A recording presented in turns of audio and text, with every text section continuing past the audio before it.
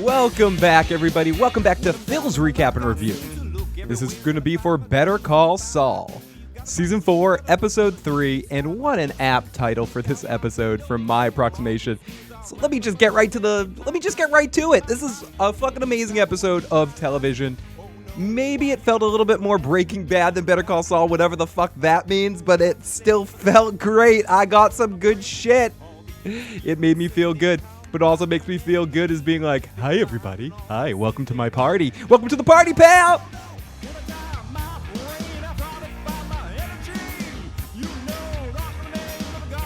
Welcome to the show, everybody. And I'm not alone. I'll be joined tonight by some really awesome folks in the live motherfucking chat. So far, we got Hendrix and we got Mike in there early. We'll have some other folks popping on in and out as the evening goes. Let me get rid of all this. Here I am. I'm catching up, bro. No worries. Almost there. Great to see you, Hendrix. Drum solo time. Oh, is it time for a drum solo? Is it time for me to hit this drum set? Drum solo time. Craziness. What a good episode of Better Call Saul.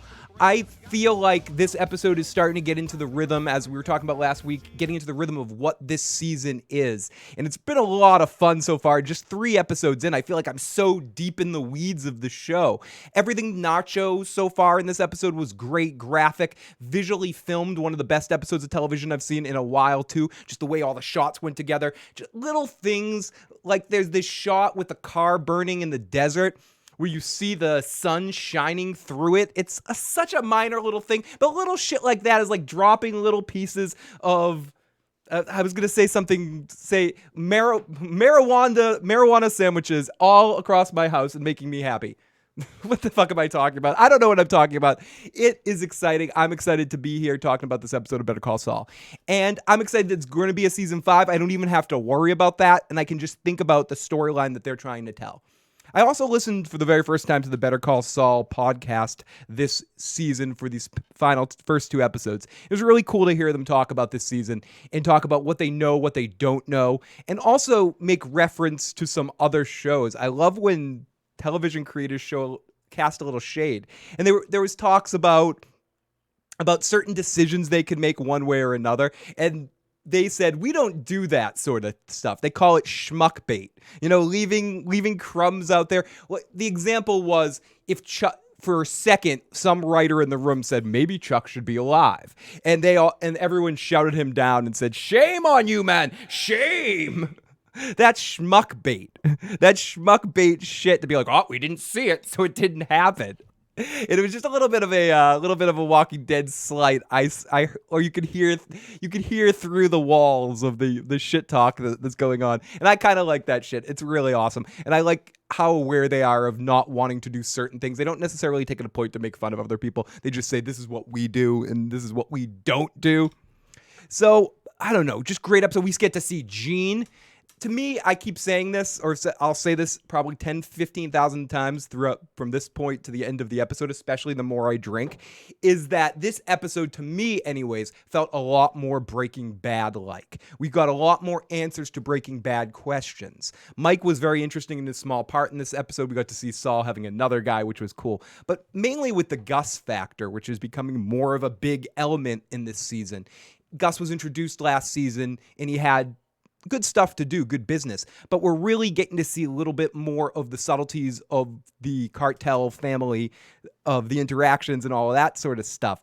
And that's the really cool area and the openness that they had to explore. And it's fun shit to see that, to see the cousins in action again, to see Gus and where his affinity with Gale started, or not Gene. I meant Gale, I'm sorry. Because I have Gene in my notes too. That's one thing I wanted to mention about something else that they said in the fucking podcast when they were talking about the Gene shit. They were trying to, and someone was asking a question of, with the Gene stuff, where are you going to go with that? I mean, that's not a prequel. That's future Breaking Bad crap. Do you have a future in that? Do you know where you're going with that? And they legitimately said, and I believe them because this is how they work, No, we don't know. We absolutely don't know exactly what we want to do with Gene yet. We haven't figured it out. There's a few things on the wall that we have to see if things can naturally, if it makes sense. We have a couple of thoughts that they haven't committed to anything yet. And that's one of the things I definitely like about this show. Breaking Bad was the same way. You could think, oh, Breaking Bad has such a tight narrative. He knew the end point. He knew he wanted to turn, as he says, Mr. Chibbs into Scarface. And he knew that, but he didn't know how to get there. And it was about being in the room with the writers and bitching and moaning and hating each other and slapping butter on each other's bums and mixing it all in until you come up with the most natural, makes sense sort of way for it to work. And to the point where you forget. You just think it's a big television baby that you all birthed together in a big orgy of television excitement. But this episode, in Better Call Saul in general, I think it's the same way. They know that the end point is him becoming Saul officially, even though I believe he's been Saul this whole time, and we're seeing the developments, we're seeing the breaking Saul of it all. But it led to the whole thing with Chuck and whether we have to take Chuck off this show. It made sense for the next step of what they were trying to do, which is bridging that line, is turning this universe that we lived in into the universe that we know in Breaking Bad. And also beyond that, sucking all the fucking color out of Jimmy's life and making him into this person, this sideways person that he's becoming, and that we're seeing very clearly in these first 3 episodes, and seeing Kim and how that's going to affect the people that want to have emotional relationships with him once he fully puts that mask on and loses all of what Jimmy was in that heart. I mean, I've always messed around with the idea, and it was also talked about on the Breaking Bad, the Better Call Saul Insiders podcast, which is a much better podcast than mine. So if you want to listen to something about the show, check that out instead of listening to me. But with the Kim and Jimmy thing, not knowing where that ends exactly. And someone said, well, maybe Kim's still with Jimmy in the future and we don't know, and Saul's just full of shit and he's actually married to Kim. I mean, I don't think that's a possibility. Vince Gilligan sort of just scoffed at that. Like, yeah, fuck that. No, they're breaking up. They're breaking up. And sort of spelled out, and Bob Odenkirk spelled out a little bit more what he thinks Saul Goodman's real life is and where Jimmy's heading. It's just so cool to watch these situations. I never thought I'd like a prequel, but now it's very interesting to me to see how they're going to get those pieces into the right place. Because and again, that's ultimately what they did with Breaking Bad, which is probably why they thought they could do this fucking awesome. Why am I talking so much about Breaking Bad and not talking about Better Call Saul this episode? I can't help it. The lines are fucking interchanging. Dogs and cats living together. Mass hysteria. It makes me want to put this mask on and do the podcast like this, because strange things are afoot at the Circle K, people. It is weirdness. Weird, wild stuff, everybody. Let's go into the live motherfucking... Who's Gene? No, Gene is Gale, I meant.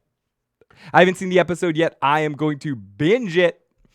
I would welcome some schmuck bait if they brought Shane back in The Walking Dead. They need to bring back Bill Burr for Better Call Saul. We need the ginger from Beantown. I absolutely agree with that, Ahmed. I think we do need to get Bill Burr back. I would love to see him and Bob Odenkirk do some fucking business together. Dear Gale, I have a cabin. You can use it for some karaoke. We got We got Jason in the live motherfucking chat right now, which is always scary, but I like to be on Jason's side. So I always read his comments quickly. But just a really fun episode. The tempo of this season of Better Call Saul seems to be picked up a little bit, and it definitely has its slow down moments, but I like the pacing now. I like how everything's progressed to this level. It's like, you're progressing very nicely as a child, young man. This show is progressing very fucking nicely. And I like how it's developing. I love how it's developing. I love how this little boy is growing a mustache. He's got a little bulge in his pants. This fucking show has got a bulge in his pants, dude. It's fucking incredible. That's how we do it in Boston. You got a bulge in your pants. It's fucking incredibles, dudes. But I don't want to waste any more time because I really want to talk about this episode. So let's get into this. Enough foreplay, I said. recap.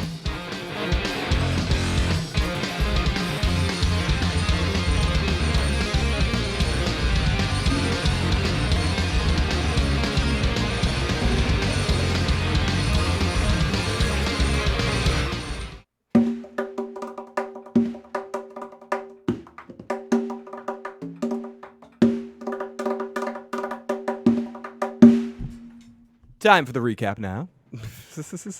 You're okay, Phil. You know not to swim in my mother's lake. Yet I know not to have sex in your mother's lake either, and disrespect your mother like that. Like just fucking doing some sexual activity in a tent in Jason's hometown. No, I'm not that fucked in my head. I'm not that fucked, buddy. $5,000 from the estate to an FU to Jimmy and everything to the firm. Exactly. And that was fuck you money. And that was an intense scene to watch it from Kim's perspective and see the emotional stuff. There's a couple things that happen with Kim in this episode. I'm not sure I'm 100% knowing what's going on. There's some scenes and some shit I think I know what's going on. I got a good handle on it. But some of the Kim stuff where that's with Sandpiper, right? Or with her and her business and what she's checking out about the expansion and when she freaks out in that moment. I'm not sure I have a good handle on that. And I'd love to hear in the comment section after the fact or in the live chat people's perspective on that stuff. Or if you want to call in, 781-990-8509 and leave a voicemail or text.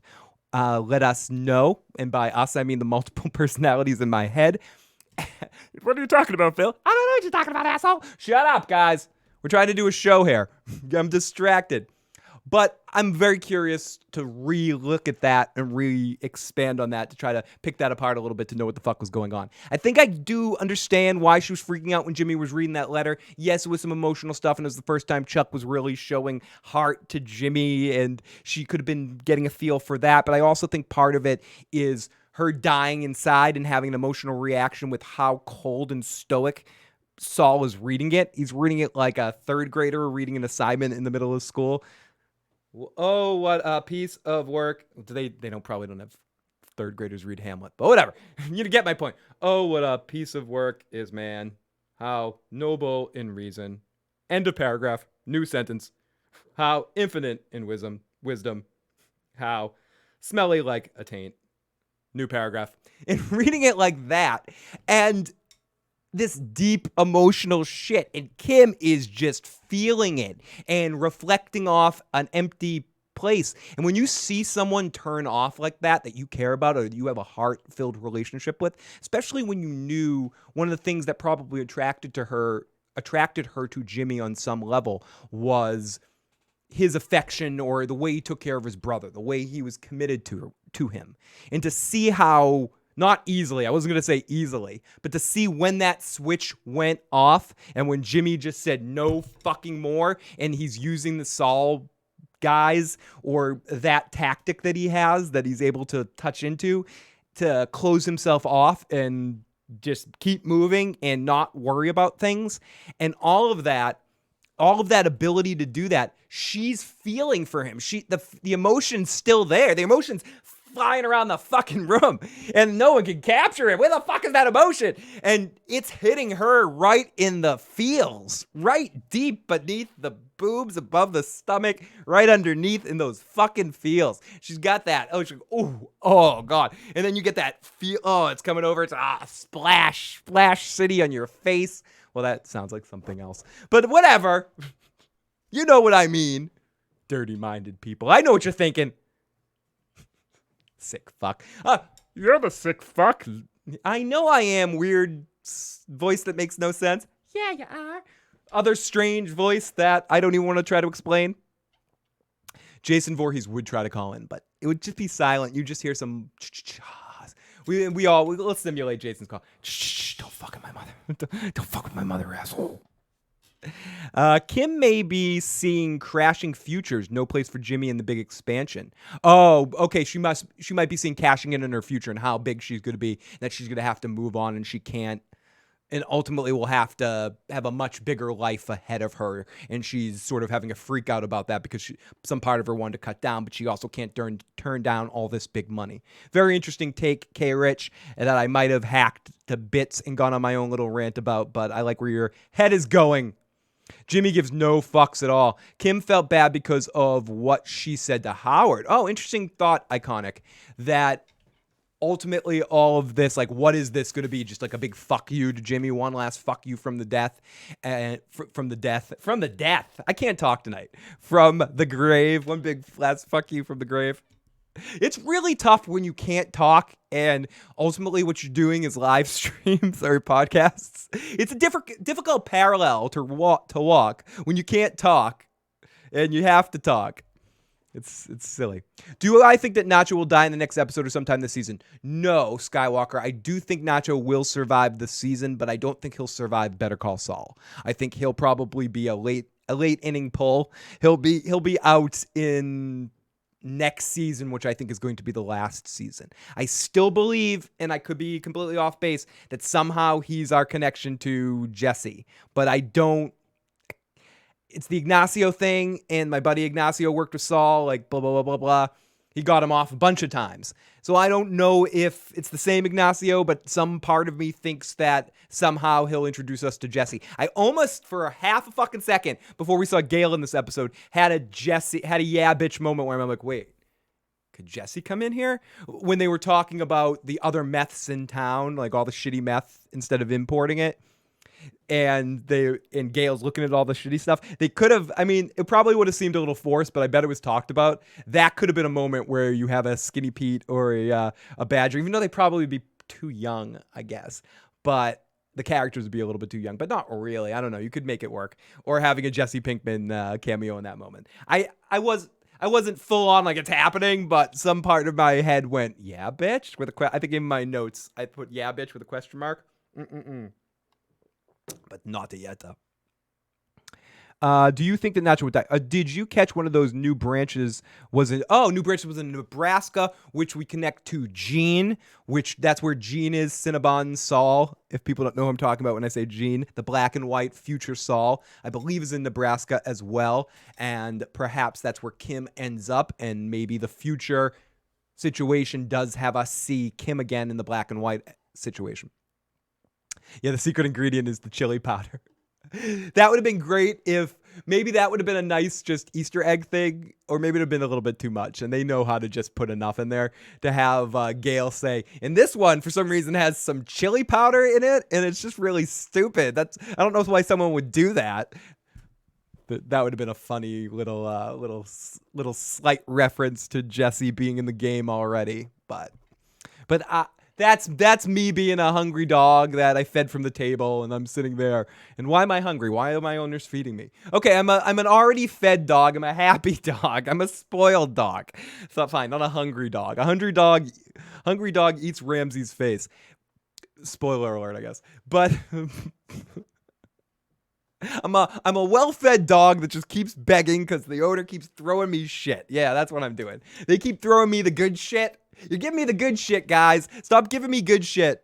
I have to take a shit all of a sudden. Stop giving me the good shit because I'm just going to want more. I'm just a perpetual want morer. You guys are awesome. Give me more. Give me more. Give me more. Give me more. Give me more. Motherfucking bitch, yeah, more. Give me more, yeah, more. Okay, I'm going to stop that shit. Yeah, there's definitely some Breaking Bad stroking going on. There was a lot of stroking some bad in this episode. I've said this before, and I'll probably say it again. But no, I'll say that this episode of Better Call Saul, from beginning to end, in my opinion, is the most Breaking Bad feeling episode we've had so far. There's been a couple of other moments. Some of the Mike episode stands out, but even that felt like a different show. It felt like Mike as MacGyver a little bit or something. But this episode, to me, the way it was edited, some of the transitions, some of the mind shit they were doing with characters, when Nacho was dying or going through his shit, and some of the camera angles and filters that they used reminded me very much more of the Breaking Bad grays rather than the colorful Better Call Saul-ness of it all. And I just like saying Better Call Saul-ness of it all. I say that a lot, but I'm going to keep saying it. I'm going to say it like a billion more times just tonight.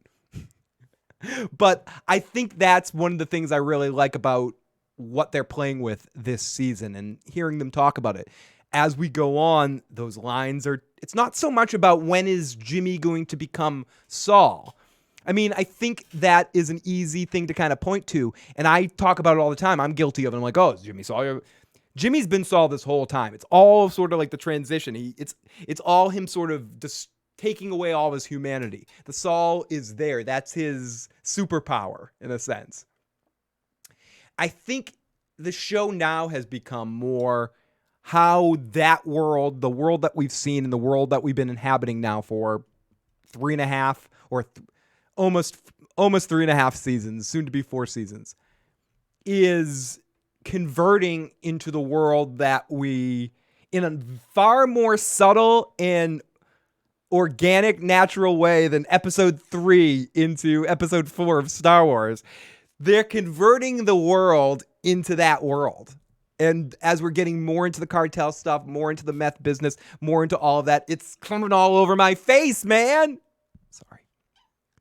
Fuck yeah, dude. That was definitely some Breaking Bad stroking. I cut my chili powder with a machete. That's just me. I love you, Jason. Grease reference. Yep. I got heels that will burn. Mike is too nice to Jimmy in this time period. Wonder what happens. Mike is too much of a good guy in Better Call Saul. I want the dead-eyed psychopath. I think it's probably going to happen with something to do... That's interesting to think what else is going to happen with Mike to turn him even more sort of cold. Or is Mike the same person? We're just seeing him in different perspectives. But yeah, the Mike he becomes, the first Mike we see when he first meets Walter. And maybe that's just because he hates Walter. I don't know. Big fucking Kev. What the fuck is up? What a great episode tonight, man. I miss Gale. He's such a great actor. I want the soundtrack. He does get the soundtrack. And Big Kev, that's a spin of the wheel. Hopefully Big Kev is doing well at the tables right now and collecting. Lots of good luck to Big Kev out there in Vegas. Rounding out there. What's that? We got some trumpet and ocarina fun. I don't have my trumpet or my ocarina, so that sucks. I could play my kazoo. I got a kazoo here, but that sucks. I'm gonna give you another spin, Big Kev, because that landed on something. But I can go something like that. It doesn't matter. One more spin for Big Kev. And thank you so much to our Super Chat donators and all of our patrons. Patrons, I love you. I know you're out there listening, and you guys are the best. Thank you for helping out, and I'll be getting you guys something very special very soon. Tomorrow night, maybe, a review on the way home. I'm going to see a stage show, and I'm going to, just for the patrons, do something special for you guys tomorrow night. So thank you so much for all the support. Anyways, bite of a sandwich. I can do that, Big Kev. Oh, Big Kev's in L.A. now. Now, Gale is a pedophile. He did karaoke in Thailand and works as a shady drug manufacturer, probably because universities don't hire sex workers. I think Ahmed is inside the looking glass here, people. Black is white, white is black. It's true. It's fucking true. But what I know is definitely true is I need to take a bite of a sandwich for Big Kev. So let me get Jack A up there and let me get all sandwiched up, because for every Super Chat donation that you make, we have a wheel here. I spin the wheel and it lands on something, and I have to do it by the law of barter. I break the Carney code if I fuck this up, and we all know what happens if that. We all know what will happen to me if that happens. So let's look at Jack A here. No. Let's change it up. Let's change it up to Rick Moranis. So I did the recap and all that sort of stuff, talked it. So let's actually get into the fucking episode. Let's actually start to get into this fucking episode while I eat my sandwiches. So we open up as we see the sun through the clouds and iguana, and then we see the chains to stop the car that we've seen in Breaking Bad and Mike use. The car backs up and it shifts into gear. Who could get killed? Maybe Mike's daughter finds out. I'm sorry. I'm rewinding to a question that someone asked about how do we get Mike to the Breaking Bad Mike. I think it probably has something to do with his daughter and his daughter finding out that he's working in a criminal sort of situation and casting him out for a while until eventually he can get a relationship with his granddaughter again later. But I don't know. I think something big or Mike, maybe it's just after years of doing it, the casualness of it all, or maybe that Gus does something really great for him and connects to him so much that he that he's so loyal to Gus that he'll go outside his comfort zone when Gus demands it at times, or to protect Gus, and he views Walt as someone that's just gonna fuck shit up for everybody. So he has to put out that fire at all costs. So you see Mike at his most desperate because he doesn't want to see anything bad happen to Gus, because Gus has basically set him and his family up for life. So I think that's probably why we see the Mike we see in Breaking Bad compared to the Mike we see now. It's because of his eventual full-on loyalty to Gus and full-on loyalty to Gus cares about him and his family and will always be there to protect him, and sees Walt as a way to destroy that. Perspective is everything. I mean, Gus is a villain on Breaking Bad, but is Walt really the villain? I mean, I'd have to rewatch it. I think Gus ultimately makes the play first because he views Walt, views it a few steps down the line. Gus is in no means a good guy. I'm not saying he's a good guy or Walt's a good guy, but who is the good guy on Breaking Bad? Is there one? I don't know. You tell me. The baby? Walt Jr.? Walt Jr. is kind of a douchebag at times. But is there really a good guy on that show? I don't know. Better Call Saul is a different story. Breaking Bad, I'm not sure if there's a good guy. I think it's just different ways of viewing perspectives. There's a perspective where Walt is the bad guy and the nice chicken man is the good guy. You could is Hank the good guy? I don't know. Is Hank the good guy? Someone's gonna say Hank. Maybe Hank's a good guy, but Hank's an asshole too. Hank's not perfect. He's far from fucking perfect. So I think Breaking Bad's all about perspective. So I think maybe Mike becomes the Mike to protect Gus because he thinks of Gus as the good guy in that situation. Oh, hey guys. Gale cameo was legit surprised. No one's not like that sad sack Friday the 13th part 5. I'm in LA now. Hank could be. Yeah, Hank could be. Hank's the closest thing, I guess, or Hank and Marie. But even Marie is definitely not she's a klepto, which is fine. You know, klepto's fine. But when she steals the baby, I think that was crossing a line. So I don't. Skylar, no, not really Skylar. Hank is the hero of Breaking Bad. Walt is the anti-hero of Breaking Bad. Ahmed. So Hank. So we got Hanks. We got a lot of Hanks. Hank is probably the closest thing. And especially the way he goes out. He has one of the best television deaths of all time. I'm Hank Schrader, you fucking motherfucker. I don't know what the line is exactly, but it's awesome. Gomez was a good guy too. Not really too much of a focused character, but he definitely was a good guy. So we open up on the sun drive with the iguana, the chain we see in Breaking Bad. We see Mike use. We see it shifts in gears. We head forward like a car commercial. It's tons of awesome angles. Side in, side out. It goes over the chain and spins out. The driver holds it together and makes it only a few more miles. And it's Victor. He was doing what I thought at first was a test, but ultimately is he's setting the scene. So thinking that the twins are going to be investigating it later. Hector's people is going to be investigating it later. So we need to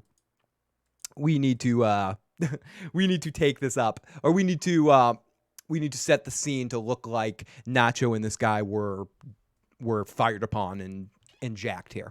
So then we see another car dropping off glass or something, spreading it across the highway to even add more evidence to the scene that we find out later. We pull out and Victor's there, who walks towards the car. I always forget the other guy's name. You guys tell me every week, but I forget it. The other one of Gus's guys besides Victor. And Nacho's in the car as well. He gets out. He looks at the scene. The other two dudes open the trunk, and we see dead guy. Dead guy gets put into the front seat like a Weekend at Bernie's kind of thing. They make it look like a jacking shooting. The dude in the driver's seat, they put tons of clips, 2 full clips worth of bullets into the car and into him. We get so many interesting angles. I said, like with the pizza of the angles. I don't know what I was trying to say right there, but we get tons of amazing angles. Oh, from the back of the car, when they're shooting out the window of the back of the car, we're getting it from the perspective of inside the car. Really great camera work and photography in this scene. Not in directing. Nacho looks up, dealing with all of this. Vic turns to him and he kind of says, "Get in the car, do what you're supposed to do." So he gets in the passenger seat. He takes the gun and he gets shot in the shoulder. They don't waste any time. They just shoot him in the shoulder. He comes out of the car all bloody. His shit hurts. And he walks out and he asks the question, "Can I make the call now?" Make the call now. And then they shoot him in the fucking gut. And the dude's like, "Tyrone, thank you." What up, Bernie the Burnt? What's cover up? Damn. True, Ian. It is true. I can guarantee without certainty that everyone who likes this video can have nachos. That's true. It's absolutely true. The Phil the Issues Guy show, no way. The Phil the Issues Guy show, no way, confirms the delivery of nachos by liking this video. But if you do, I promise you will have some nachos in your life. So, Bernie the Burnt is eating the nachos right fucking now. I love when a plan comes together. See? I bet I'm assuming, but I'm betting Bernie liked the video. So thank you, Bernie, for proving my point. Thank you. Thank you very much, everybody. Thank you. I'm feeling weird these days. I'm feeling very weird. Anyways, sorry. So words fucking matter. He comes out of the car all bloody and shit hurts. Shit's real. And Gotta make it look real. And I love how the whole intro to this show has no words. It's all action, and it doesn't need any words till this part right here.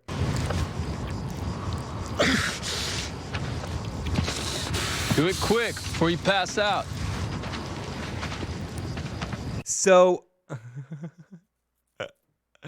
okay, so we get that awesome intro, and then we come back in after our theme to Mike and Jimmy, and this is the first of hopefully not the last scenes we get with the two of them. I always feel so spoiled when we get these scenes with Mike and Jimmy together. It doesn't happen all the time, but they're usually some of the highlight points of the season. And again, this scene didn't disappoint. Both actors work really well together. Mike's whole interaction and body language every time Saul talks. He was being somewhat nice here to a certain extent because Mike's feeling pretty good about his situation right now. Doesn't need the money. But I just love the way these two actors work together. It's just very funny. And seeing Jimmy get so desperate and seeing the desperation in his eyes as his plan's not coming together is nothing worth, and throwing every con he has at the situation. Basically everything out of your butt. Like anytime, you guys know these people, it's you say no to them, you keep saying no. Oh, okay, yeah. If you want to miss out on an opportunity. So let's listen to the beauty of Mike and Jimmy. Come on, Mike and Jimmy. And? What if I told you could turn this piece of crap into $4,000 for each of us, minimum? This little fella, he's called the Merry Wanderer. He's not much to look at. He's pretty easy to find. I got this one at a pawn shop on 4th for $20, but he has a cousin. Jason Voorhees, excellent comment. The greatest thing this show is accomplishing is the way you can watch it from Better Call Saul episode 1 to the end of Breaking Bad, and to be a whole new way of seeing the way things happen. I think, again, not to mention it again, but I think that's what Lucas wanted to do with the Star Wars prequels and failed miserably, where in a television show, different thing, Vince Gilligan so far, and there's nothing in my perspective in front of me that can derail this show at this point. We're going to get this season and then next season of awesomeness, and there's going to be a good transition into the Breaking Bad thing. I'm just so curious how they're going to do it and how they're going to conclude this world with the Gene stuff, with the Cinnabon Saul and the future stuff. And who knows, I still have a fantasy that the last episode is going to be all in that timeline with maybe some flashback type stuff. So I don't know. It's very cool what they were able to do here. It's not easy. They're making it look easy, I think, and making it look like whatever. And this show goes under the radar a lot compared to some other awesome programs that are on right now that deserve the respect, or awesome television shows that have been on AMC, like and some okay shows that have been on AMC. I think this show is an underdog in some sense because everyone's like, it's Breaking Bad's, ugly stepsister. And the people that are missing that one day will discover the awesomeness of the show. And I wouldn't want this show to have all sorts of attention on it either, or that kind of crazed, what's going to happen every moment, because it's not that kind of show. And that kind of lack of patience for it would be disturbing. You know, like getting those Charlie Come Lately television fans are like, let's talk about Better Call Saul, deep down explanation, and what's going to happen next week? What big mystery? What Easter egg is going to drop next week? Let's explore it. Oh God, I just came in my pants because this is another opportunity to fake it. Yeah, to fake my excitement. You know, it's like, no, this isn't that kind of show, and I like that it's not that kind of show. I like that they're not trying to cater to that dynamic right now, and it's its own entity. We need a sour cream emergency. FOPs, get your drones together and deliver some sour cream to Bernie the Burnt. I wonder if there will be an influx of Hummels at pawn shops. There's people are stealing Hummels from their grandparents to get crack. I wouldn't doubt it after this episode. Fortunately, this show doesn't have that many eyes on it. I don't think crackheads are watching Better Call Saul, but one day they will, and they'll steal those fucking Hummels. Phil, I'm trying to eat. Stop. Birdie. Hey, DJ. What's going on? Okay. So let's continue to watch some of this. Called Bavarian Boy. Almost identical. Same umbrella, same swagger. That one is worth a boatload. And I gather you know where to find a Bavarian Boy. I do indeed. He's gathering dust on a shelf in an office up on San Mateo, and he's been there for God knows how long, and they have no idea what they've got. To them, it's not Bavarian Boy, it's just some piece of junk Grandma gave me that I feel too guilty to get rid of, and that's where you come in. Now, this place I'm talking about, they're not exactly what you call security conscious. There's no cameras whatsoever. There's an alarm on the door that I could probably bridge, and past that, you just pick a lock and walk over to the shelf and swap this wanderer for that boy, and it's 5 minutes max. Warm up, gentlemen? Yeah, thanks, friend. Oh, thanks. That's cute. Isn't it, though? Yeah. Have your food up in a jiff, Mike. Look. And let's continue with this shit. If they just see the same dumb tchotchke staring at them they've been looking at for years. There's no serial number. These things are practically untraceable. You send Price or some other schlub down to Dallas. Next week they're having a collectibles expo. Those people are hungry for Hummels. I mean, their eyes are going to pop when they see. Oh, I'm hungry for some Hummels. Wait. And they will pay through the nose, which we will split 50-50. So, that's perfect, right? We make some nice Hummel-loving lady happy, and we make a bundle.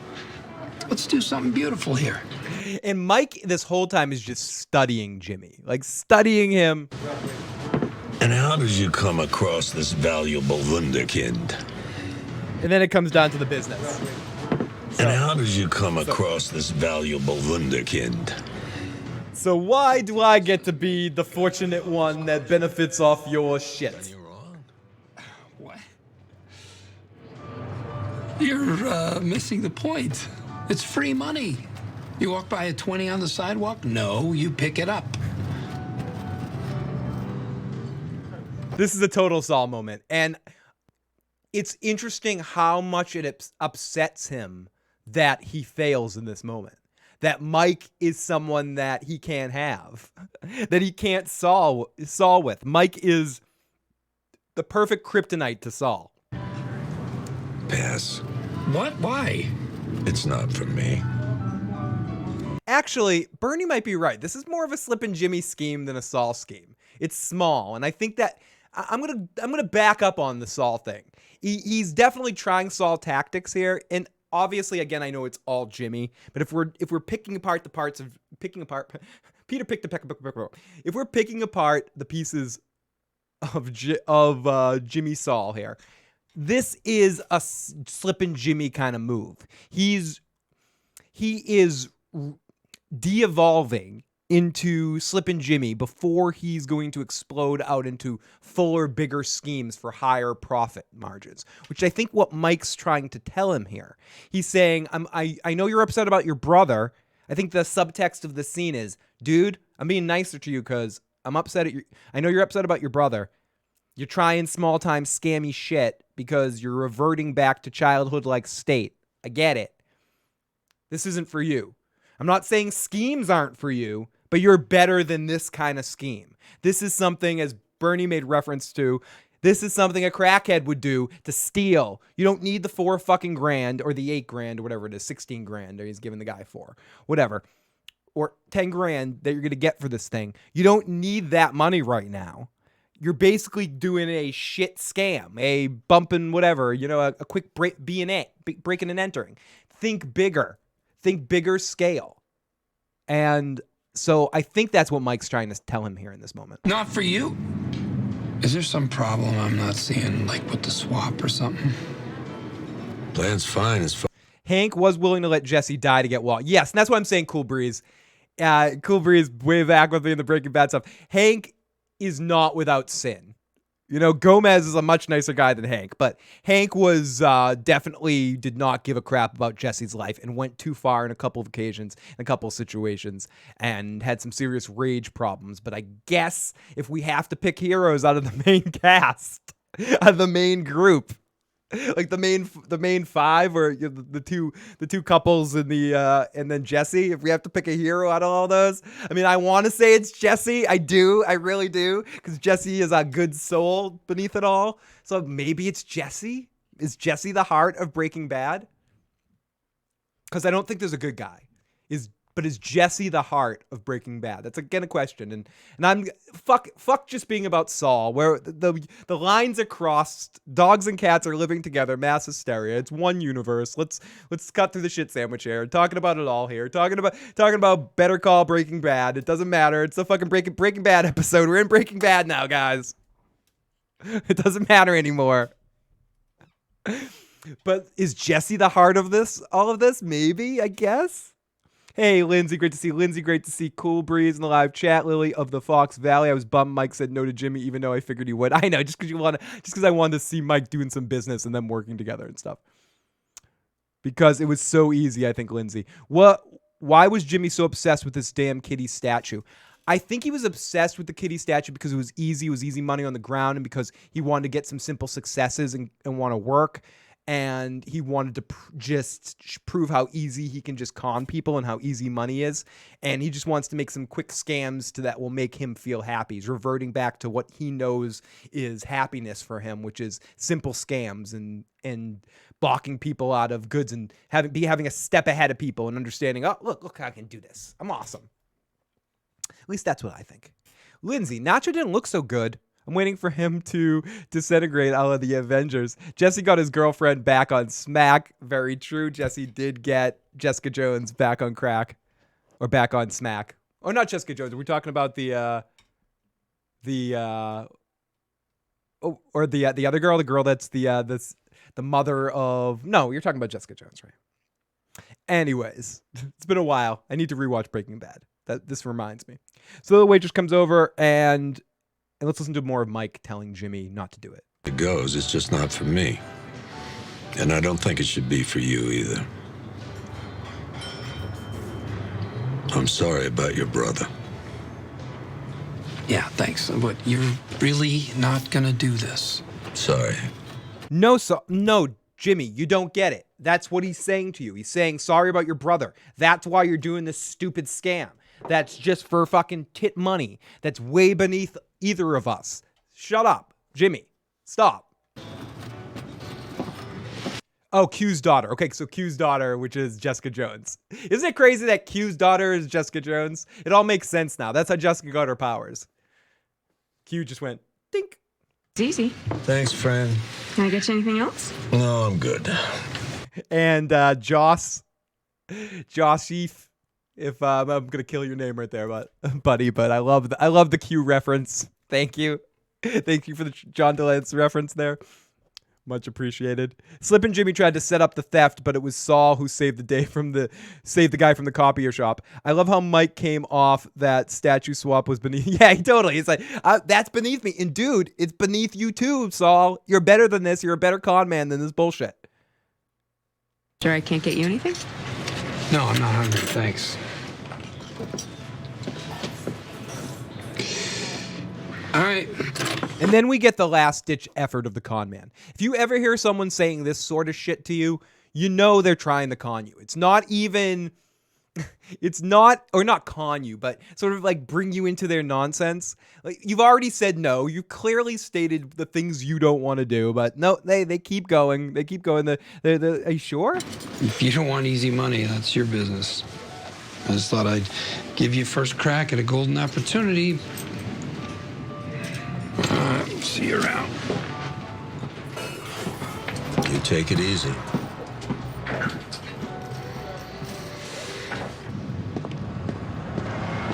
Yes, hello.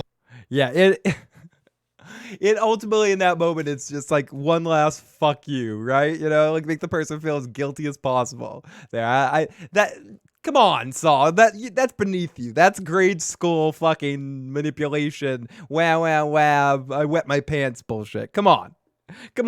Don't bring Mike that weak shit. You really think Mike's gonna fall for any of that weak shit, dude? Come on. Pass it on. That's the weakest guilt trip I've ever heard in my life.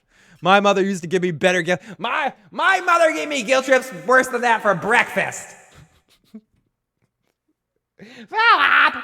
Philip, Norman, you gotta kill them all before 4 o'clock in the morning. Hey. Okay, Mom. Shh. Okay, Norman. Why are you calling me Norman? Because it's funnier. Okay, Mom, stop. Sorry, guys. Things got creepy. Okay, so here we go. Yeah, right. Too small time for Mike. Helping people by being a criminal. I think you'll see the start of Jimmy seeing he can help people now more than trying to be Slippin' Jimmy. And he can see that by helping people. And I think it's all going to come together when he gets his law license back. And he's going to kind of put it all together at that point and figure out how he's going to rebrand himself. And that's going to be the final step. He's going to get a secretary. I mean, we all know the points that it's going to get it, but I do think you hit on some very interesting point there. DJ says, it's like, Jimmy, you are a lawyer now. Think bigger. Yeah, exactly. You have lawyer-like powers. You are a Hall of Fame con man. Work bigger. You know it. Mike begrudgingly says, you have the skills. You're not Slippin' Jimmy. That was your youth. That was you crawling. So I dig that stuff. Okay, so then Jimmy is looking to see the vet. On to the desert where the cousins are there to investigate the scene. They look and they see if it all makes sense. They slowly study it like Batman, and they seem a little, it's hard to read these guys, but they're a little dubious or just concerned about what the fuck happened. They follow the trail of blood. They find Nacho there, not doing so well, looking like he's dying. They graphically grab him and try to patch up the wound, and it's disgusting. Who did this? They say a word to him, and Nacho says, don't know, silver car, Firebird. As we just get an excellent shot of the mountains with the car on fire, and the cinematography is just making me touch myself in television special places, like my eyes, like, or like this, doing that sort of stuff, looking at the background scenes. Again, Coen brothers, like, cinematography style here, as we see the mountains in the background with the fuck you, Vince, and your whole fucking team. Fuck you and your whole fucking team. So then we see, we cross into our next scene, which we're in Kimland here. So let's wait to get into Kimland and go to the live chat for a second. His suspension gives him time to realize he's good at getting people out of shit messes. No, it's all about morals. Mike thinks this con is immoral. You think so, Ping? Interesting point. I wonder about that with Mike, because you think this is beneath. You don't think it's because it's beneath him. You think it's because he views straight theft like this as being a break of his morals. He's better than that. He's not a thief. If he's going to steal, it's for something, it's like a bigger cause or a bigger business type situation. Interesting take. I'm not sure I agree with it, Ping, but interesting, and I always like sharing other people's thoughts about stuff, and that's what's awesome about this show. It can be analyzed in a lot of fucking different ways. Lola in the live chat. Hey, Phil. Hope you're okay, hon. I'm waiting for the Game of Thrones season. I'm waiting as well. I've had better summers, but this is, I'm doing well. Things are a little crazy now, but hopefully things will start to settle in pretty soon. But thank you so much, Lola, for popping on in the chat. Thank you to everyone that's joining us or checking out this video later. And if you haven't already, hit that like button, hit the subscribe button, and join me every week for these Better Call Saul recaps. Joe will not be with us next week, but he'll be with us the week after. He's doing some fill-in work on Mondays for the rest of August. But our first Better Call Saul podcast of September, Joe will be back with us. And we'll try to do a What Did Joe Think podcast at some point soon to get his thoughts on the last couple of episodes. Did anyone catch Mike the security video for Madrigal that AMC released? I did not see that, Jason. I will have to check that out. We got Ninny Muggins. I think they shot Nacho in precise places where he was unlikely to die because Gus probably wants to keep him alive as a pawn, saying that to Lynn Zeben, and I 100% agree with Muggins 99. I think that they knew exactly what they're doing. They shot him in the place in the gut that he could bleed out for hours and not actually die, and shoot him in the shoulder where the bullet's going to stay there and not actually kill him or damage himself permanently, but it is going to be lodged in his shoulder for life, and he's going to set off metal detectors, which I think is very, very, very important, and not just a coincidence that they mention that line. That's probably going to come back later. No words are wasted on Better Call Saul. They don't use words all the time, but they all have a purpose. So I wouldn't be surprised if that comes back in some way, shape, or form. The fact that he now will be set off in a metal detector. Bum, bum, bum. Mike does ask Jimmy what these guys did to him to make him want to steal from him. People are retracting messages each way. Did you just tell me to go fuck myself or something, yo? I'm kidding. Love you guys. So Mike probably just views this as something that's just, it's immoral. You're just stealing. That's sort of like a spite, shitty thing to do. So, Ping, you might be onto something, buddy.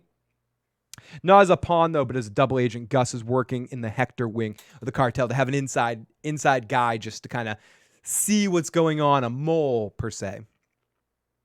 Good stuff in the live chat, as always. I love hearing people talk about Better Call Saul and break apart this stuff. It's a fun show to analyze little meanings because it's such a good character study and such good scene work, just from a simple acting and presentational standpoint, let alone all the extra added bonuses of being a part of the same universe as the greatest show of all, or one of the greatest shows of all time, and again, I can't stop talking about this stuff, and who gives a fuck? I'm a little goofy for it. When you reopen a world, The Sopranos might have to deal with this one day too. And I hope Vincent Chase. Anyone who knows who Vincent Chase is. I hope Aquaman. I hope Medellin. I hope David Chase is taking notes. And in the same way that Vince Gilligan took notes when watching The Sopranos to make Breaking Bad better, I hope that David Chase is Vince Chase. I hope Vince Chase in his directorial debut of Medellin is taking notice here on how to not fuck up your world by adding more to it. So I hope he could teach a class about this shit. And I'm so glad that they stepped back in here and aren't fucking it up. And it's only because so many people fuck this shit up that I would even think it. But the fact that they're not, just fuck, man. This and Frasier? I mean, is that what we're talking here? Stephanie said the same thing. We watched the episode ended, and she goes, "That's it." And not in a I felt gypped way, but fuck, man, that's it? I want more now. It's so fucking good. Words hurt, not as much as machetes. Machetes really hurt. Nacho's screwed since the vet said he's done helping him out. These episodes are going by way too fast. Yeah, DJ, I think... what did DJ say? What did DJ say? I am so scared for Nacho. I am too. I don't think he's surviving the series. This season, maybe, but I doubt there's any way Nacho survives the series. And Nacho needs the vacuum guys soon. Yeah, to get the hell out of there. And maybe that will be our first introduction to that guy. And Saul will... That's our introduction to Jesse somehow. Oh, I'm going to stop now. I'm going to stop now and go to the next scene. Okay. Okay, Jeremy. This is Lorne Michaels doing this. I can't do a Lorne Michaels. What am I doing? But Lorne Michaels and Dr. Evil sound exactly alike. And that's not on purpose. So we see legs. I'm like legs. We see some legs, and I know whose legs those are. Those are Kim's legs. Look at this. As she comes in and she's being helped by her new intern law aide until the show tells me it's a paralegal. Sorry, Sam. I'm like, intern law. In my notes I wrote, Kim walks in with her new intern law person like thing. Her new paralegal. And they begin heading up as Kim's back to work at Sandpiper. And the team's talking to her. And let's listen to a little bit of all of this so I can do some hippie activities and drink some beer. The whole side of this building is glass, and it's on a north-facing lot. I'm told that's energy efficient, so I'm excited about that. Ninny, I'm afraid you're going to be right because Ninny in the chat says, I don't think we're going to see Jesse on the show. I would, and let's open this up to the chat.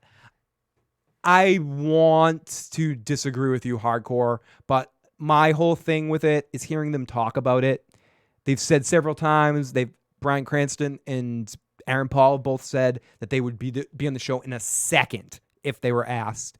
And it all comes down to only if it makes sense. It made sense for Gus to show up. Now it makes sense for Gale to show up. It makes sense for this person, that person.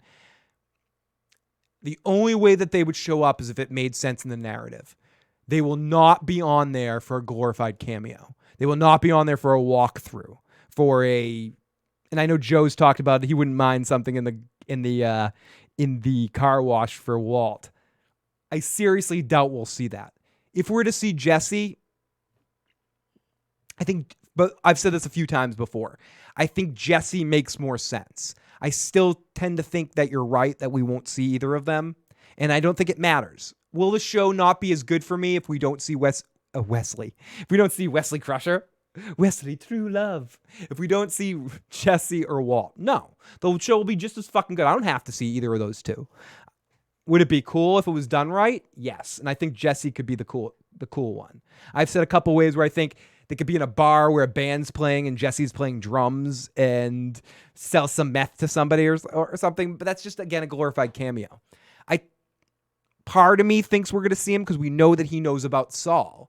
And we know that Saul helped his friend out. So could it be we see him in a courtroom yelling, yeah, bitch from the back? But again, that's a cameo. I want to argue with you because I want to see Jesse, but it really doesn't matter to me. It doesn't matter to me either way. You know, they can do what they want to do, you know. They don't have to give me Walt and Jesse. I'm thinking Jimmy just doesn't care anymore, and that kind of hurts Kim. That's going to be the reason why Kim and Jimmy eventually grow apart. I agree with that, and I think we'll talk more about that at the end. I talked about that a little bit at the beginning as well.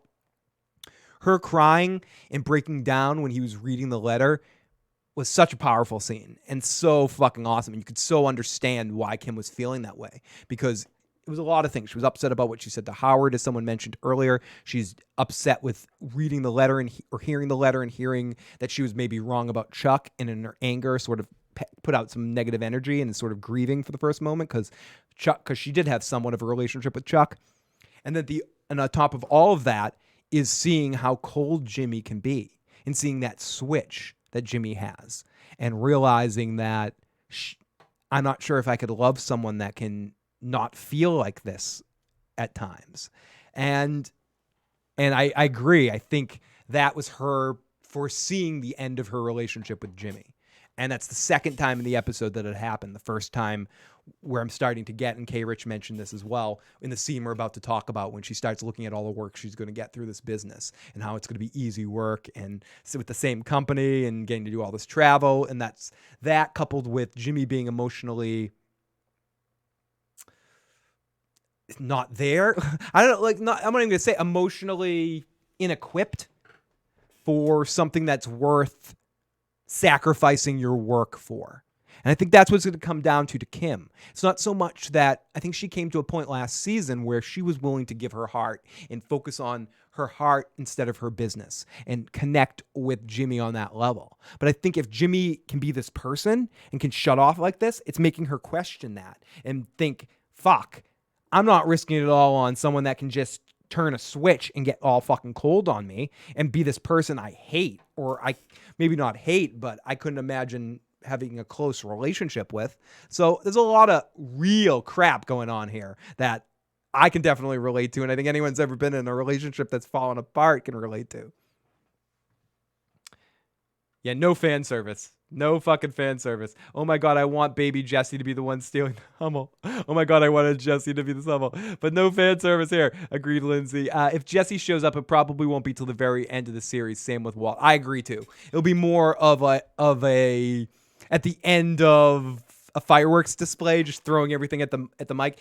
And I could see in the last couple of episodes, if they couldn't find an organic way to get them into the story at all, them throwing a random cameo, like someone driving down the street with Badger and Skinny Pete mooning Saul or something, and someone else yelling out the window, "Yeah, bitch," really loud, or some shit like that.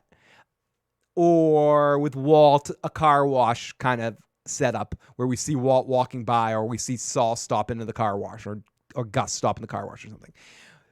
I think those are at the end of the series. You might get some curtain calls if Vince and Peter decide that they're never going to step foot in this universe again, as sort of a, goodbye to everybody. But I wouldn't hold my breath on it, and it's not something that's going to make or break this series for me. And I trust if they do it, they'll do it well, and it'll either be really funny or it will make sense to the story that they're trying to tell. Crazy 8, informant for Hank. That would have been funny, Birdie. That would have been, if it was Jesse, that would have been amazing. It really would. When I saw the beard, it could have been. Emotionally unavailable. Thank you, DJ. That's like me. I'm emotionally unavailable. I think Kim was partially projecting her guilt onto Howard. She was indirectly involved in Jimmy setting up Chuck to lose the Mesa Verde case. Lindsay is dropping some awesome knowledge in the live chat. All you guys are. Thank you so much for adding so much to the fucking show. That's what I mean. That's what I mean. Has Kim's fascination with Mesa Verde expansion been discussed? And not Sandpiper, Mesa Verde, sorry. I've called it Sandpiper a couple times in this episode. I get confused with that stuff. I get confused. I don't remember things. But yes, Mesa Verde. Has Kim's fascination with the Mesa Verde expansion been discussed yet? It started with Nebraska was mentioned. I haven't really discussed it. I'm kind of getting to that right now, and I'm not really sure, and I'm very curious of other people's take on that.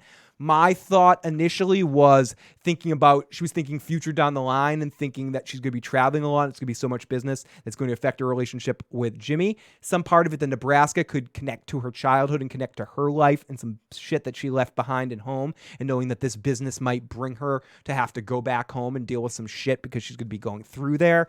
I honestly don't know, and I'm very curious because Kim was extremely interesting to me in this episode and not very by the book, and she's not on balance, and I like how they're playing with her motivation and what her wants and her needs. She's an extremely underappreciated character, I think.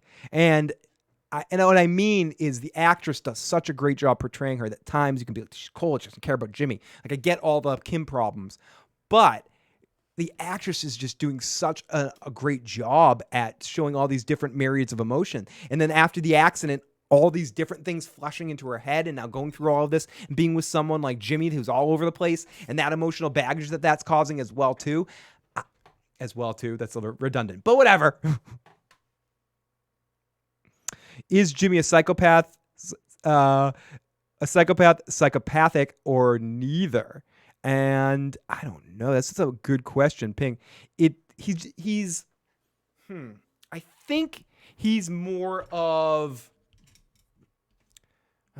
I don't know. We're gonna wait for Joe for that one, Ping. I'm gonna wait. Joe is the mental health and drug rehabilitation counselor, so I'm gonna save that question, Ping.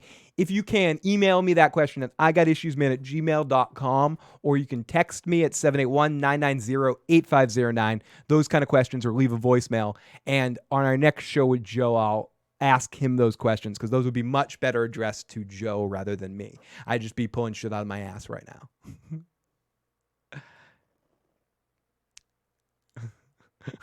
I'm too emotional, DJ. No, Jason, Kim is in love with a broken man. Gene is in Nebraska. Nebraska Nebraska branch has to be the link. I agree too. Thrones, hey Philip, hello chat. Just dropping in to give a like. Thrones, that means so much to popping on in, and thank you so much for that like. You will get your taco in 7 to 10 days. Must go watch the actual episode. Great to see you, buddy. Oh, bullshit. Okay. She's definitely starting to feel the guilt on the situation. In fact, refresh my memory. Is Kim aware that Jimmy got the Mesa Verde deal out of Chuck's hands to give back to her? I think maybe Chuck said something to her when they were talking last season. I honestly am so bad about that. Something happens, I talk about it, and then it's out of my mind to a certain extent. And some of the details and minutiae, when I watch stuff for a second time or third time, I pick up on it again because I watch a lot of television. Not just because of this show, even shows that I watch that I don't necessarily talk about, which I know is against the rules. I'm not allowed to do that, but I do it sometimes. And so everything's kind of blends at times. Kim's a good woman. Okay, so Mesa Verde and the team is talking to her, and let's listen to a little bit more of this. Salt Lake City? After Provo, why not?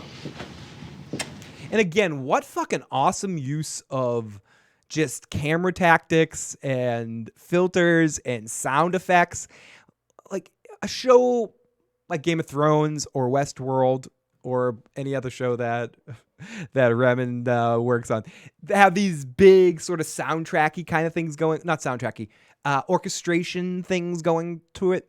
Breaking Bad and Better Call Saul use music in a different way than almost any show, really. The Sopranos used it a little differently too than other things, but used real songs as enhancing moments.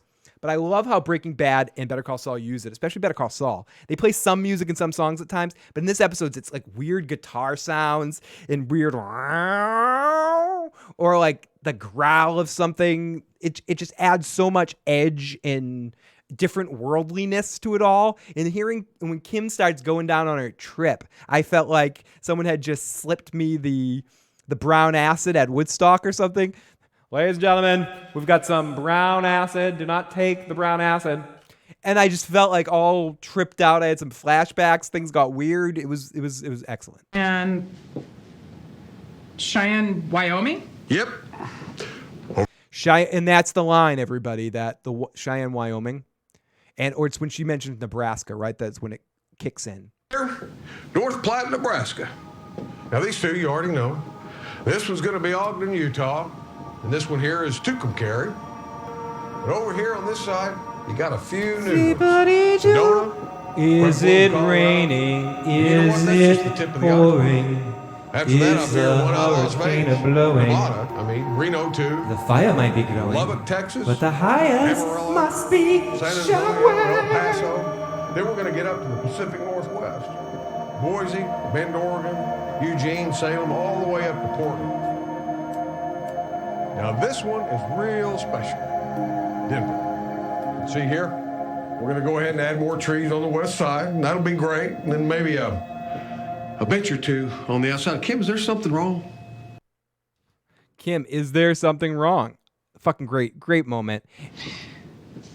It's a lot. It's a very fast, aggressive expansion. Kevin figures once we get our foothold in Utah, then we'll file for federal charter. Yeah. We're really building something here. All your hard work is making a difference. Kim, this is what it's all about. So, I can get the notes to you by EOD if that's okay. Yeah, that's fine. Okay, so let's get in the live chat. She punched Jimmy in the arm and said never to talk about it again. And Nebraska branch has to be the link. I agree. It definitely triggered something in her. Why did Kim go to the courthouse? I'm not sure. But do we ever touch back in on her after that point? She's pulling something. It's probably has something to do again with Nebraska. I'm all I can say is they're not going to leave that hanging out there. We're going to get the answer sooner rather than later. Ping says, is Jimmy's cold reaction to his brother's death just an excuse for the showrunner to write a script that's not too difficult for Bob? No, Ping. Come on. Come on, Ping. No, Ping. He's in complete avoidance mode. Odenkirk was excellent in Fargo. But no, I don't think they go easy on Odenkirk in the least way. They really put the screws to him and treat him like they would any other actor. And I think it's paid off in the execution. So, sorry you're not feeling the Odenkirk. I am, Ping. So, okay, so he shows her the models, freaks out. Then she snaps out of it. She stops and pauses at the centerpiece as she's heading out. Your draft? I assume you're dictating it.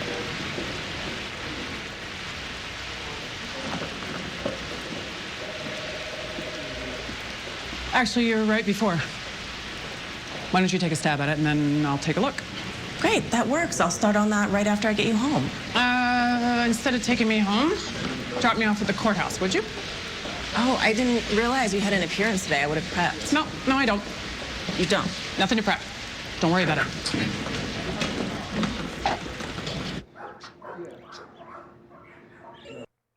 So she stops in, and then Jimmy's in the next scene is in the vet's waiting to head in there, and the vet is giving him the "fuck you, I don't want to work with you" stuff. And then Jimmy jumps on in there and makes reference to Tywin Lannister. Let's see if we can hear this reference to this Game of Thrones reference from the writers. Give me that.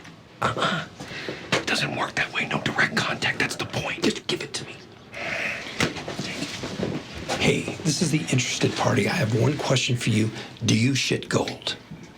It's a simple yes or no. Do you shit Gould? Tywin Lannister does. No, all right then, because unless you currently have a large gold nugget traversing your colon, this is the easiest money you're ever gonna make. How long does it take for you to pick a Yale 3-pin?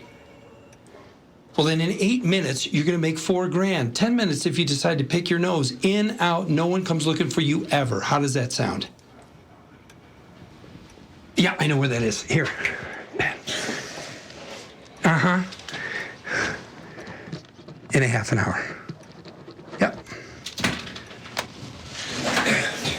See, I'm not trying to tell you how to do your job, but...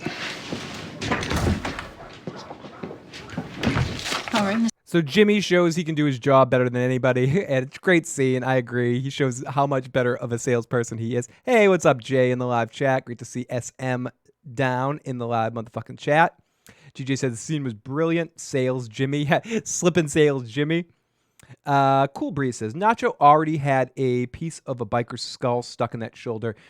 Dude, that Tuco killed with a shotgun. That shoulder's all fucked up on Ignacio. Jill, you're all set? All right, thank you very much. See you next time. I hope she feels better soon. Excuse me. So the next scene is... Oh, yeah. This quick scene. Can I help you? I forgot to mention in this moment, I could easily have forgotten this, but Jimmy slips out, no pun intended. Jimmy slips out, and slipping right past him is one of the cousins, one of the Tuco cousins, and he's going to get the vet because I guess Nacho told him to go get the vet or something like that. We never get told exactly, but we don't need everything handed to us. Nacho, they asked who can we call, who's a doctor or who's an underground doctor we can call. And he called, they found out, he told them to call the vet or go get the vet. So then we see the cousins bringing the vet to help Nacho. We see, he closes up shop. We see crazy visuals with this guy saving Nacho's life in a super tripped out scene. I mean, I could play some audio from this scene, but it's crazy tripped out. I wanted to go and immediately start eating some sandwiches and taking some magic mushrooms in the scene as we see Nacho holding on to life. Sick scene, very graphic. I mean, I don't know what shit really looks like, but television graphic for a regular television show here. And oh god. And then ultimately Nacho wakes up after it all, or starts to wake up.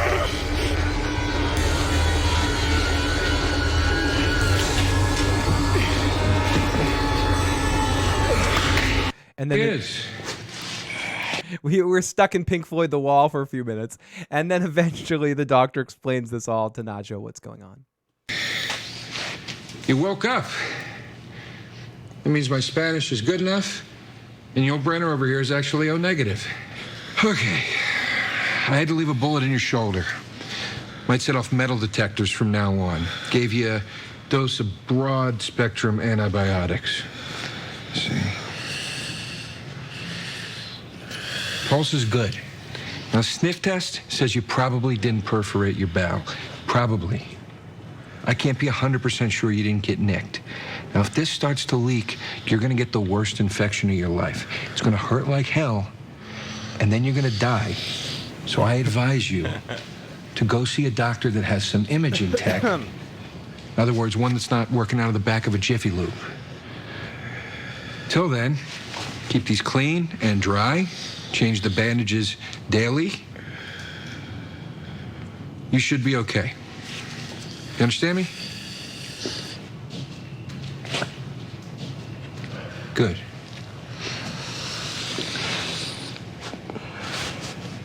Now understand this. After I walk out of here, I never want to see you again. Never. Good thing cartel guys can't hear people whispering in the same room they're in. This cartel shit is too hot for me. You got it? Sure.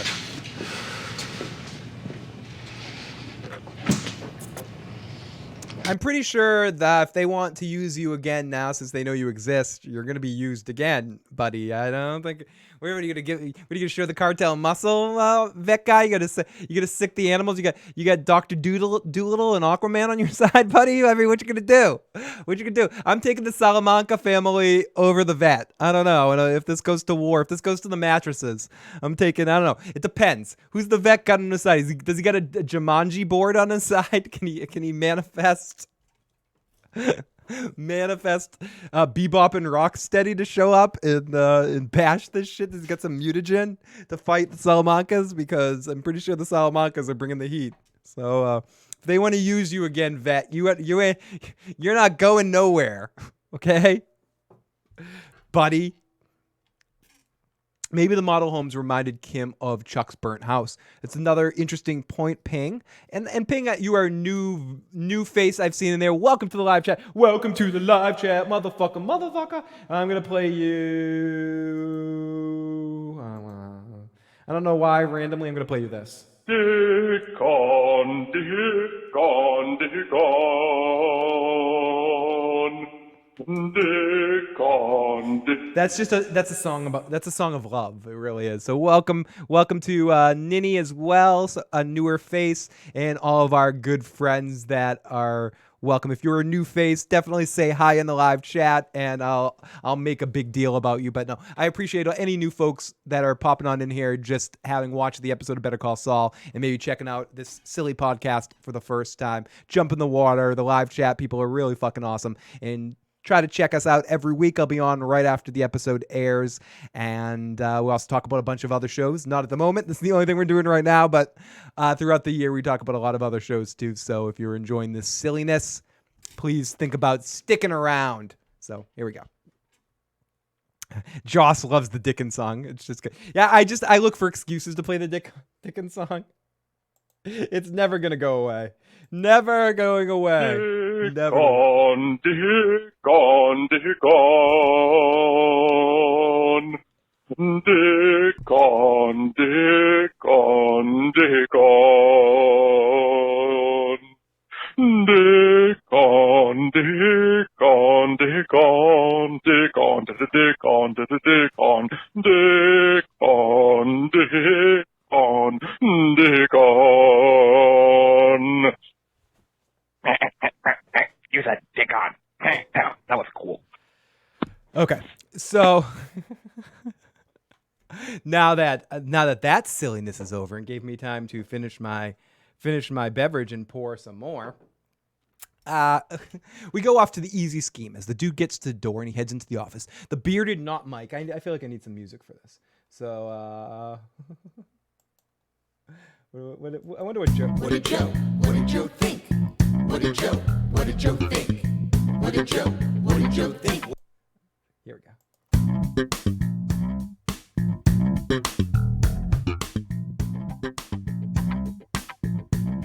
Add some toms to that. Oh yeah, I do have the toms here.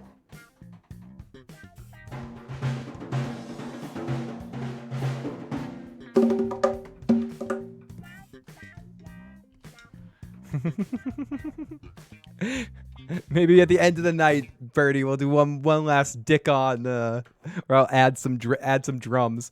Sometimes I wish I didn't do this show at 11:42 at night so I can make loud noises on that drum set right behind me right now.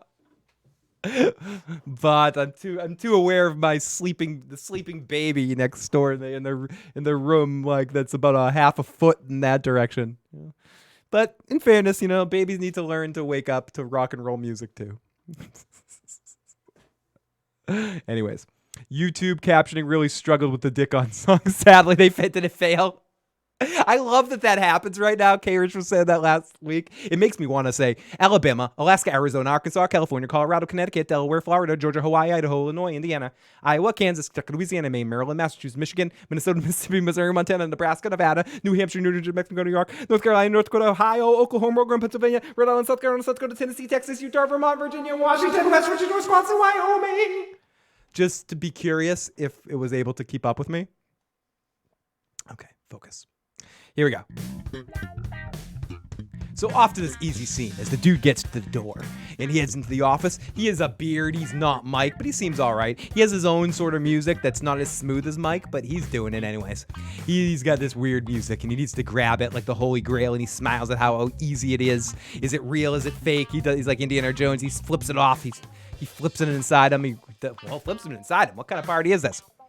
Someone's in there. Oh my God, it's the dude from Glow living in his office. It's because he canceled Glow, and he wouldn't let them continue doing the show on another network. So the girls, no. He's living in his office. He's another character, but it is the same actor that was in Glow. And he closed the door, and bearded guy's trapped in there with this dude who's in a fight with his wife.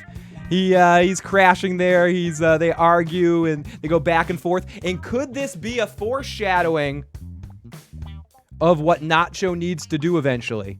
As him and his wife are fighting about this. Okay, thank you. I just wanted to say, I'm sorry if you feel upset. It was not my intention for you to feel upset. Well, my intention was for... Honey, it is top of the line. Then what is the point? I mean, you're saying I'm a thoughtless, that I don't care, but it is a very, very expensive vacuum. It never loses suction. So what you're saying is I got to sleep in my office because I got you a gift? Lynette? Lynette? No, Lynette. Damn it. No, Lynette, buddy. Fucking asshole. I need more context. I need to know more. What did he not buy? What did he buy? Did he just buy a random gift for her? Because if he bought a random gift for her, then that's all, folks. If he bought a random gift for her, and then it's just a vacuum cleaner, do they need a vacuum cleaner? I don't have any problems with a vacuum cleaner. I clean and shit like that. Oh, wow. Do you see Terry Farrell like right in my corner? Wouldn't that be awesome? I mean, if right behind me was Jadzia Dax? Even with the line down her head and split in two pieces, I'd be okay with that. Hey, Dax, what's going on? Who's on my other side? I'll get the Lannisters on the other side. So, anyways, yeah.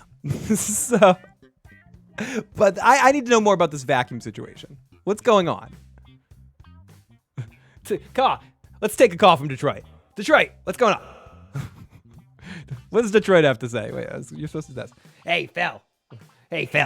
This is Harry from Detroit. What's going on?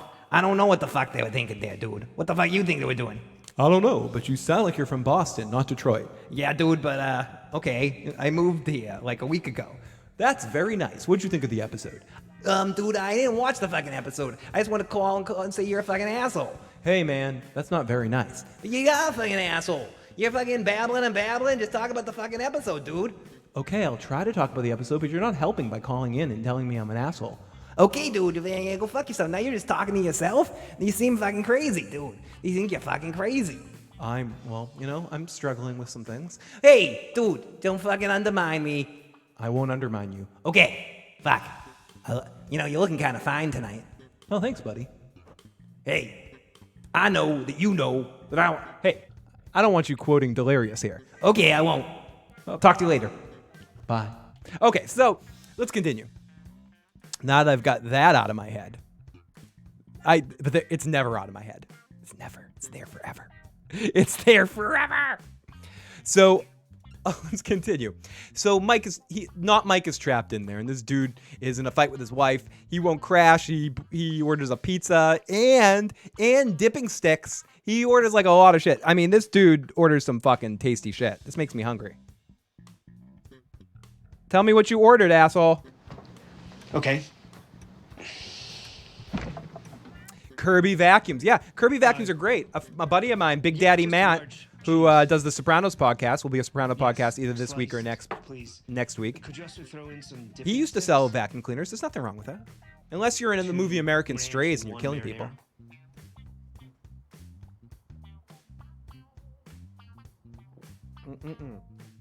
Yeah, Kirby's are like $1,000.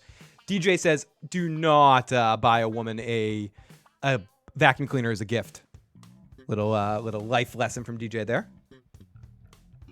What exactly is Mike's role under Gus right now? Have we seen him do any jobs for Gus yet? I forgot what happened in season 3. Mike got on the payroll. I think he just sort of like bought his contract out and was like, don't fuck with me. And if you don't fuck with me, I'll pay you. And Mike is like, and what Mike's arc this season seems to be is that's not good enough for Mike. Mike won't just sit by and collect checks. So he's actively trying to make Madrigal safer for Gus. And Gus is going to, through all of this at some point this season probably, or early next season, is going to bring Mike aside and be like, I know what you're doing. You're trying to protect me. Why are you doing that? And Mike's going to say, well, if I'm going to be working for you and making all this money, I think I want to protect my interests. You know what, Gus? And Gus is going to be like, Mike, you're correct. And I'm going to give you more stuff to do. I don't know if I need more stuff, but you're really good at your job. Okay, I'll take some more stuff. What do you want me to do? Nothing dangerous, right? Pick up some deliveries and shit. So I think Gus is going to somewhat bring him back into, or bring him more into it. I think what Mike's doing this season is being proactive when he doesn't need to be. And Gus doesn't just sit by and not reward that. And he's going to reward that eventually. When Lydia is bitching to Gus about what Mike is doing, Gus, I think, is thinking, oh, I knew I saw something in that guy. And it's going to be cool to see as they get closer and closer. Bum, bum, bum, bum. And that situation all kinds of sucks. Bum, bum, bum, bum. So let's go. Let's go more. So speaking of 70s porn music of What Did Joe Think? So he gets the flyer, orders the pizza. This dude's hungry. I want to hear more about what this guy. Oh no, we know what he got.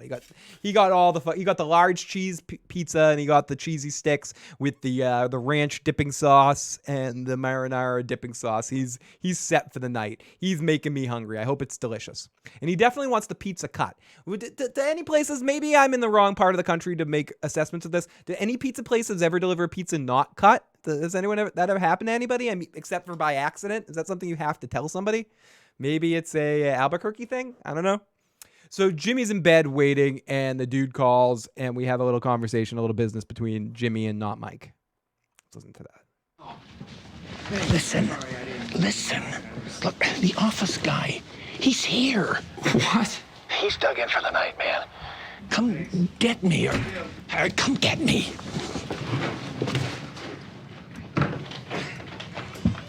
Oh, Lindsay, I'm the same way. The goal in life is to collect free checks. You know, if they just want to deliver a check, if someone like really hated my podcast, they hated what I did, like hated it, and we're like, I'm rich, like I'm super rich, and I hate what you do so much. I want to pay you not to do it. I mean, I'd still do a show. I just wouldn't broadcast it to anybody. I'd talk to myself. I'd go back to what I used to do before I talk to you guys. But I collect those checks. That's a bad example, but you know, I'd be collecting those checks and playing with my G.I. Joes and shit. And then a big bad shark came and said, "Fuck the G.I. Joe." Number 2 Eddie Murphy reference of the hour. I thought the cut thing was weird too. Yeah, it was a little weird. I'd like to stay at home and get a check. But yeah, that's a little thing right there. It was a little sort of whatever moment. And the vacuum and the wife getting a vacuum was a little cheesy of a writer's choice. They could have come up with a slightly better gift that would have been even funnier. But they wanted to keep it more real, so I get that. I mean, I'm sure in the writer's room, all the things on the board were some ridiculous things. Like, why is he in a fight with his wife? Let's think about this. And so they ultimately decided to, someone probably walked by with a vacuum cleaner and they said, let's make him a vacuum cleaner. She gets pissed off because it's a vacuum cleaner.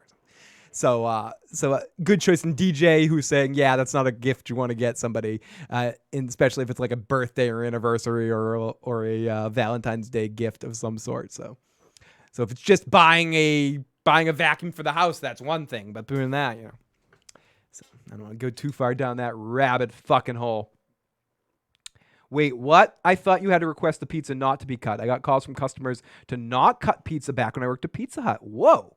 You used to do this show for an audience of one. Did anyone else hear that? Oh, I used to do this show. I've been doing a version of this show since there was a Fisher-Price tape recorder and I would talk to myself. I think was the first show I used to do. It would be like, hey, hi everybody, this is Phil. I'm doing my show, and what's going on, G.I. Joe? I'm a real American hero. What do you guys say, Ninja Turtle? Hey, dude, this is Michelangelo. Michelangelo's totally having fun, dude. Hey, Phil, what do you got to say about that? I don't know what you're going to say about that. Hey, everybody.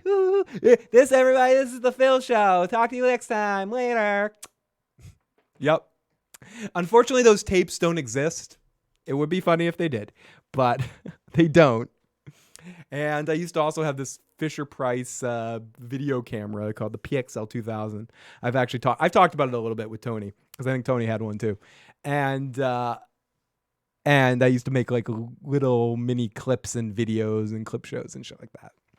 And then when I used to do my radio show for a while, I don't know if many people were listening, and when I first did my podcast before I started talking about television, I'm pretty sure usually I'd have like 30, 40 listeners or something like that, which isn't bad. If I'd be happy again if I had 2 listeners. So hi guys. But yeah, I still do. Every day I don't do this show, I'm doing the show by myself. Most people don't want to deal with me in normal life. I just wish I could be here, talking, babbling, not 24/7. You guys would lose your fucking minds. Click, shut this shit off. Anyways, let's finish this episode. So we come back in and he's downing a whole pizza with sticks. Pretty fucking impressive. And guide that came with the program. And we're gonna learn a little bit. We're gonna learn a little bit about solitaire here. I call the time management matrix. The key words to understand are importance and urgency. Importance basically comes from within you. Importance is your value system, hopefully based on principles. Importance is your mission. Importance. Your central strategy versus to accomplish those high priority goals and urgency. the plan to implement that strategy. Urgency comes from the environment. It presses upon you. It's proximate, it's right in front of you. And it's often very popular. It could be deep and... So this is where Jimmy starts to try to set up the situation to try to help get his dude out of Dodge City here. First plan doesn't work. He just shuts off the alarm from the door and locks it back and goes back to pizza time. Jimmy's there and is like, fuck you, I need to get more tricksy here. And false. So he goes and gets a coat hanger and he tries to open the door of the car. I love how they don't make it simple like you see in many television shows where it's really easy to break into a car like this. It's possible to do this. I've definitely seen people do this, but it's not super simple. I mean, unless you're a AAA guy and you just go and you're like, flick.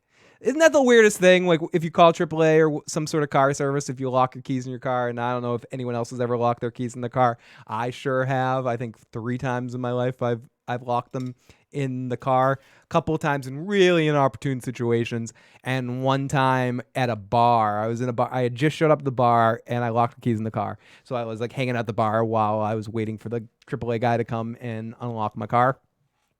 And that dude was such a prick. He shows up, he's like, he tried to be the Fonz. He like banged on the roof of my car. He's like, hey, and walked off. I mean, that's kind of cool. But he's sort of a prick about it. He's like, yeah, hey, where's my tip? Oh, oops. I just made him more Andrew Dice Clay than the Fonz, but I think you get the picture. But it's always amazing to me how easy it is for those guys breaking your car. But anyways, it's they have him struggle a little bit with it, but he eventually gets in the car, and this time he somehow sets the car in drive for a second, maybe put a rock on the gas or something, but we don't actually see it. It drives through, or maybe he was driving it and then jumped out. I'm not sure exactly what happened. So the car goes off and the alarm goes off again, and the dude heads out. This time he's pissed. Saul got in the car, or he got the car to go fast, and the other dude, the bearded guy, escapes, and Jimmy's out too, and they both run and they meet each other and have a meeting, and this could be the beginning of a beautiful friendship. So, did you get it? Shit and gold. Yeah, right? Didn't say it was easy. Car thing was pretty slick. I don't know how you pulled that off. Worked though, didn't it? Yeah, I guess so. The music symbolizes that this isn't going to be the only time we see this bearded gentleman. I think Jimmy put in a neutral and pushed it. DJ says, my brothers and sisters would make commercial videos. I used to make them with my cousin Craig, who I mentioned this before, but Craig and I are working on a new musical project called Sarcasmo, and we're going to be doing a live performance. Our first ever live performance is going to be to you guys because we want to do it there before we go in front of a real, not like you guys aren't a real live audience, but in the safety of our own surroundings. So we're going to mic up this room and set up the scene, and we're going to play you guys a couple of songs at some point. Probably in the next 2 or 3 weeks, one evening we'll just pop on live and play you a couple of tunes. It's a 2-piece where we're both playing drums and he plays guitar and I sing and blah, blah, blah, blah, blah, blah. So you guys will have to deal with that nonsense coming up soon. A little bit more music happening on the channel. So feel free to avoid those videos if you don't want to, if you don't want to check that shit out. But yeah, look for that in the future. Okay. So Jimmy and him talk, and it's going to be a new beautiful friendship. So Gus gets a call from Bulsa about the Nacho situation. We're hit. Yesterday on the way back from their pickup. Do we know who? Not yet. Vargas survived barely, but he couldn't see faces. Someone knows our business. Possibly. It resembled the attack on Hector's truck a few months ago, and they knew the Salamanca men were heavy. Done one. We are about to run another shipment. Yes, DJ, Sarcasmo, but we may spell it with a Z. We're not sure. We're compromised. Run dummy loads. We'll see what we see. No product crosses until we're certain. I'll take care of it. How long before our dealers run dry? No more than a week. This is a problem. Find a local supplier on your side of the border. Cut a deal. Don Juan, with all due respect, Don Eladio for Don Juan D'Amaco. Buying from outsiders. It's been very clear. Let me worry about Eladio. Do it now.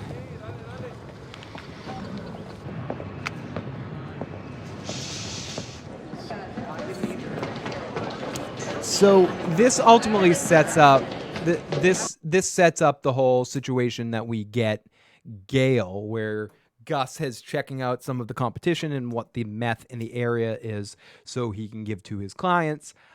So Gale is not far enough down the line to the point where Gus wants to use him to cook meth, as we'll hear in the scene where he says not yet.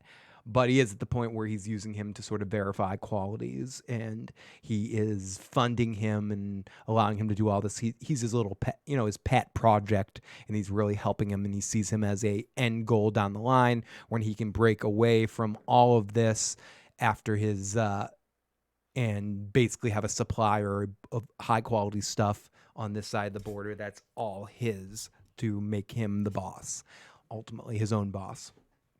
So, but this is more of a end game, which is really cool that we get to see this because we know it from Breaking Bad. And this is where we get into much more informing and adding. And if I couldn't think that Breaking Bad could get better, all of this makes it better because we get to see more of this relationship, and it makes what Walt did even stronger of a slight against Gus, and means even more when Gus starts explaining everything that Gale meant to him. So excellently done, really important, and really actively adding to the lore and the mystique of Breaking Bad, and not taking away from it at all. Literally just adding more foundation to rationalizing emotions that were dictated between Walt and Gus after the fact. So really cool shit. And really cool shit, and awesome that they did it. So I want to listen to all this fucking shit. And iodine and thorium and thulium and thallium. There's yttrium, ytterbium, actinium, rubidium, boron, gadolinium, niobium, iridium, strontium and silicon and silver and samarium and bismuth, bromine, lithium, beryllium and barium. If I was a scientist, I'd probably be Gale. Oh, Mr. Frink, I wasn't expecting you. That's not a problem, I hope. No, not at all. I was tinkering with something. What's that? Oh, it's, technical. I wouldn't want to bore you. Oh, you wouldn't? Okay. You know when you put salt in... Treat me like a fool. Treat me even cool. Water, it dissolves. If you stir the water or heat it, you can add more salt than you could otherwise before it falls out of solution. I'm trying to create a solution like that, but with certain benzodiazepine precursor compounds. Oh, of course. Sure. It will be if I can get it to work. I totally know what you're talking about, dude. Totally. I'm smart. Oh, I tested your samples.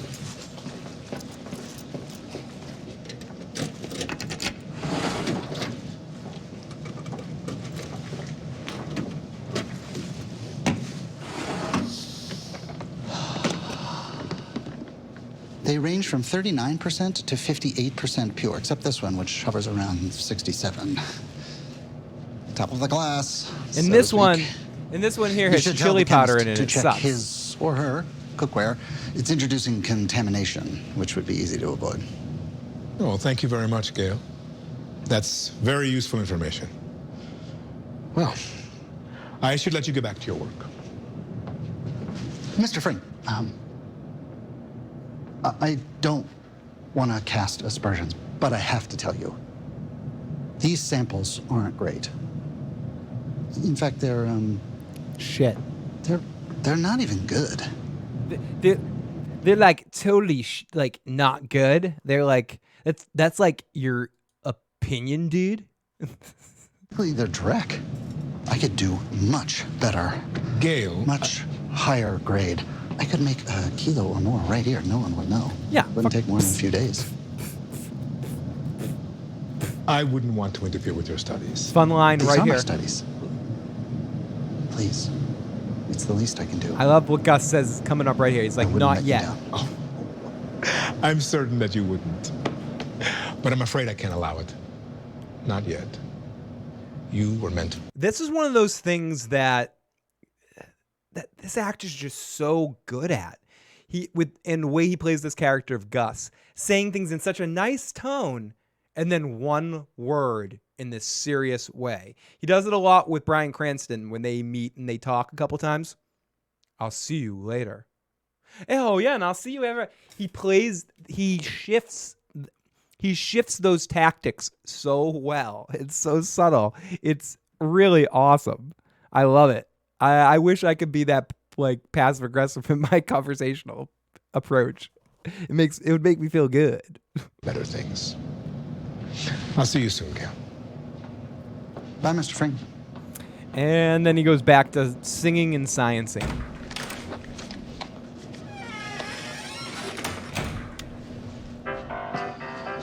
There's holmium and helium and hafnium and erbium and phosphorus and francium and fluorine and terbium and Okay. So then we go to Kim, the paralegal. Kim is being a good boss, and let's read this because I kind of forget what happens in this scene. I forget what happens here. Oh, I was worried about the wording there. Oh, they're just writing up the statement, and Kim talks a little bit about why don't you just start to think a little bit about big growth. Why don't you think about Jimmy's big growth? No, it's great. Really, really solid. Hey, Al Red Sox fan. Great to see the wonderful Al Red Sox fan in the live chat. So Kim and Jimmy comes in the house and says, "Oh, it's a law office. Hey, what's going on? Sorry, you want some coffee? I'm out here." So then we get Jimmy and Kim wanting to talk to Jimmy, and this whole lead up here, which leads to the end of our episode, which seems like it shouldn't be the end of our episode yet, but it is the end of our episode. And that's not to say not a lot happened. A lot did happen, but the show keeps you wanting more, and it's fucking great.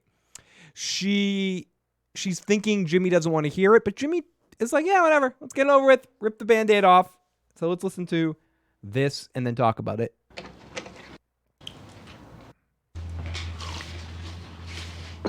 It's undated.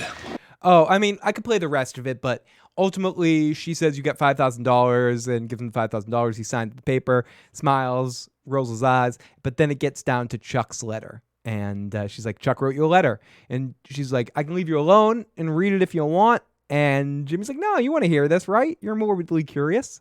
You want to hear all this crap? Let's do it. So they get into it, and Jimmy reads the letter. So let's hear the letter. And wonderfully well-acted scene, well put together.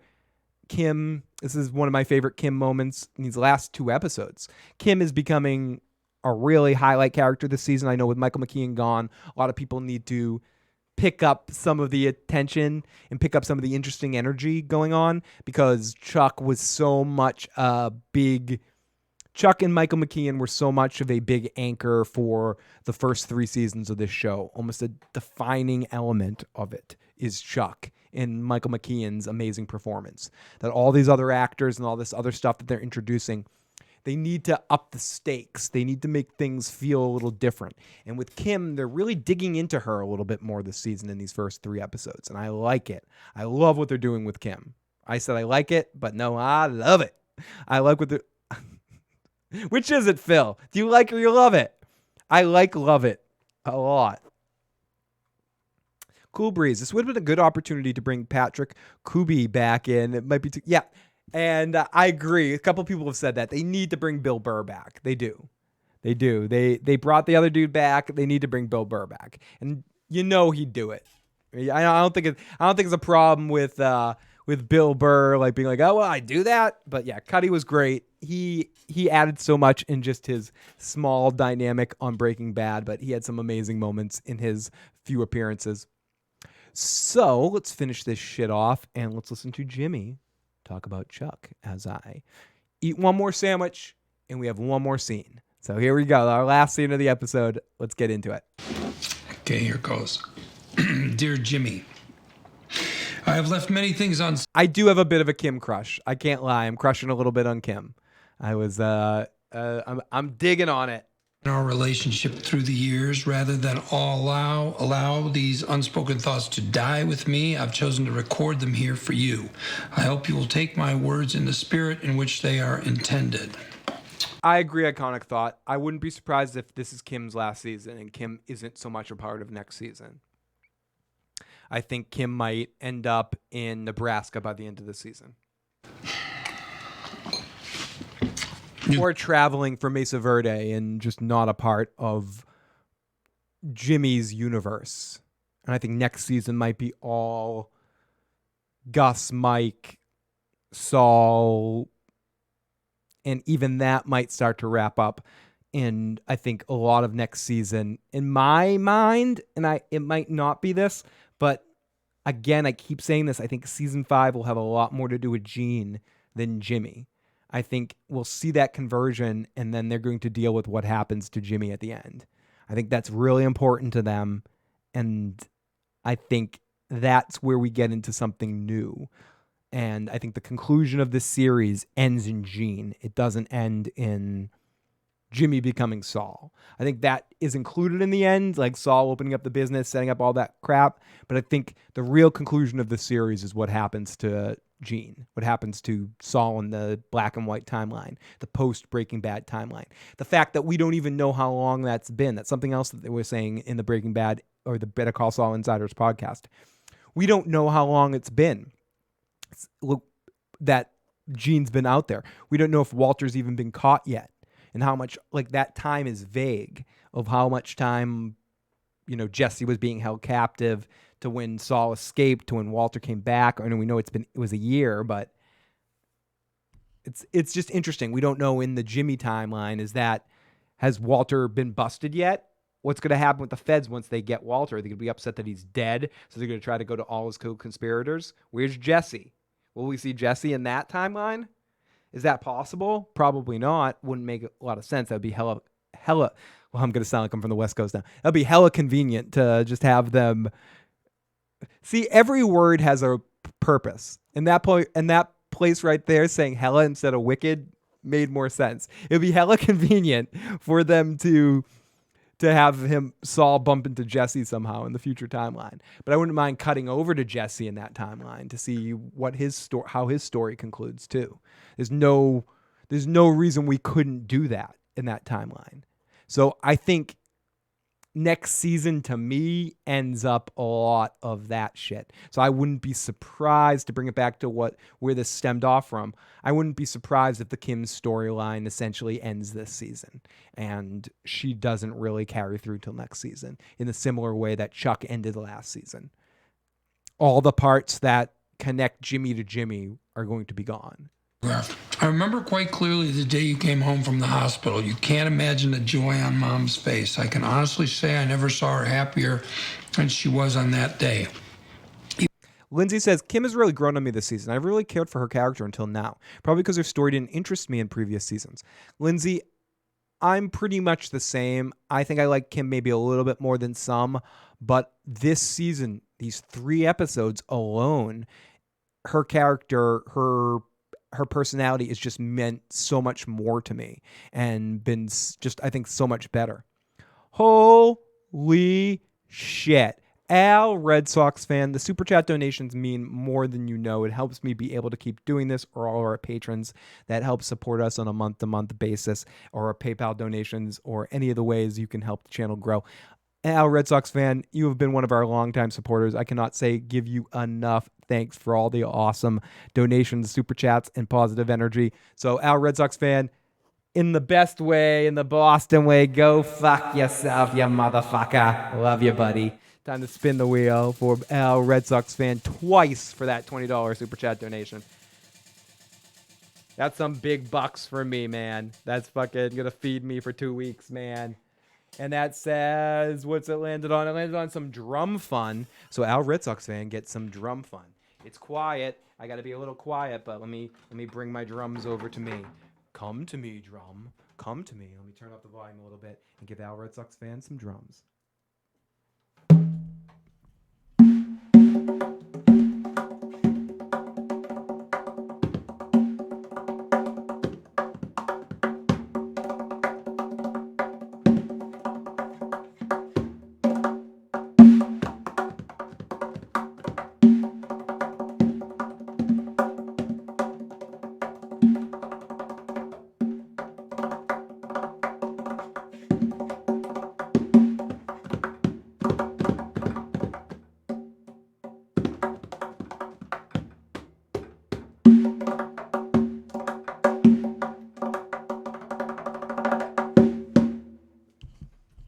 Sorry for the quiet drum solo. Shh. It was it's midnight drum solo. Gotta be a little quiet. Just a little bit of drum fun. Just a quiet little drum solo. So, sorry if it was too quiet. I never know. And you get a second spin of the wheel, buddy. One more. Dang, Phil, what's in that cup? I might need some of that. Oh, yeah, you do. It's called Henny Pin Armageddon. I was actively trying to land on spin again. I do want that sandwich more than the drink. That's always the case. Shh, midnight drums. And you landed on spin again. Al, Red Sox fan, one more spin. One more fucking spin. Let's do that. Oh, and let's play the scene. A shine to her life that nothing else ever did, and I'm glad of that. New paragraph. We have not always seen eye to eye. I expect that will continue to be so in the future. However, nothing will ever change the fact that we are brothers, flesh and blood. And though we are very different people, I want you to know how much I respect what you have made of yourself in these last few years. You have taken the opportunity I gave you in the mailroom, and you have run with it, becoming a valued member of the HHM family. For all the problems in your past, I'm proud we share them. And yes, Cool Breeze, the worst time of my show is the beginning of the show. I feel a lot better an hour and a half in than I do at the start. At the start, I'm like too nervous and pent up. I'm like, hi, it's the show. I finally now feel like I can talk, like can actually pronounce words and organize thoughts. The beginning of the show, I was like,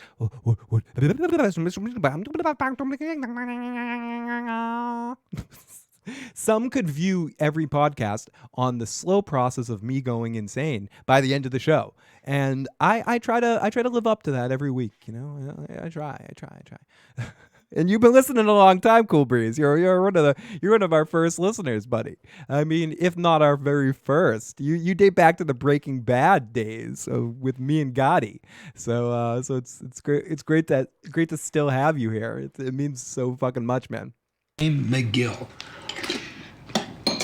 I sincerely admire your energy and resilience. I used to worry about you finding a place in the world, but I'm not worried about that anymore. I'm certain now that no matter what the future may bring, you'll land on your feet, and I hope when you read this, you remember me not only as your brother, but as a person you knew was always in your corner. He signed it just Chuck. Well, say what you want. A man could write a letter. Sorry. Hey. No, I didn't mean to make it. No. Al, you landed on spin again twice, and then it landed on drum fun again. So I guess I have to play another drum fun for you for your second part of your Super Chat donation. I'll do it at the end of the show. Hey, it's okay. It's a nice letter. Hey. No, just give me a minute.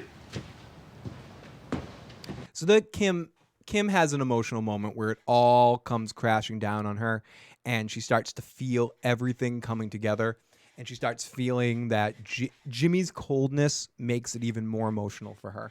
She starts to feel probably a little guilty, as some people have pointed out, for what she said to Howard in the last episode, and her opinions on Chuck, and sort of having a little bit of that, you know, they're dead, I feel bad now kind of feeling, which is normal and happens, that you start questioning, I'm angry at all these things.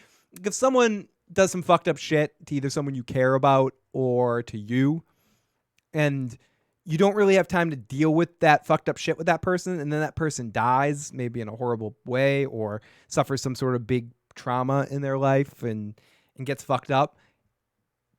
Do you still have of course you have a fucking right, but how do you deal with that anger? How do you deal with it? Because you can never connect with that person and squash it, or deal with the ways they fucked you over, or understand it, or anything like that. They're gone now, and you're like, fuck, I didn't really understand it. I think it's a little bit of that.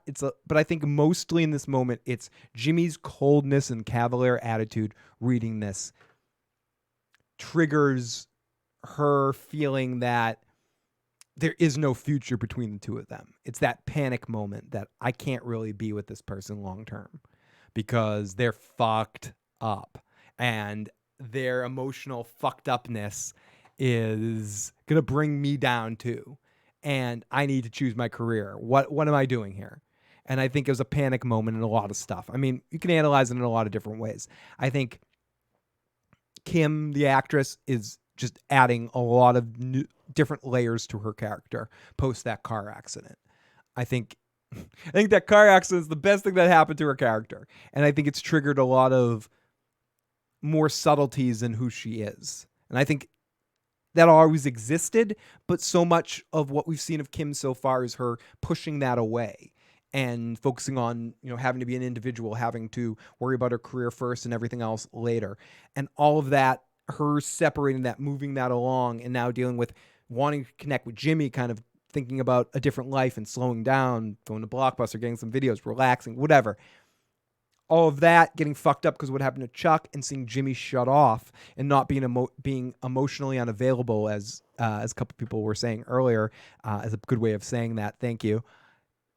And yeah, and now she's dealing with, am I making the right decision? And am I a horrible person because I helped fuck over Chuck, who was really just trying like all of us? I don't know. It's a lot of shit, and I'm sure we're going to get into it, but I think Kim was a good wild card in this episode of I'm not 100% sure I understand all of Kim's motivations and where she's coming from. It's not because the actress didn't put all of herself into it and make decisions that made sense. It's just that the show has some ambiguity to it, and figuring out who and what Kim's going to go through this season hasn't quite been disclosed. And I think I'm just as excited to see, which I couldn't say this at any point in time in the show's history, but I'll say that I'm just as excited to see what happens with Kim as I am with every other storyline right now. So Kim runs off emotionally, and she closes the door to cry and closes the door on Jimmy, and Jimmy's just trying to manifest real human emotions here, and a little bit of Jimmy's coming back here. Kim.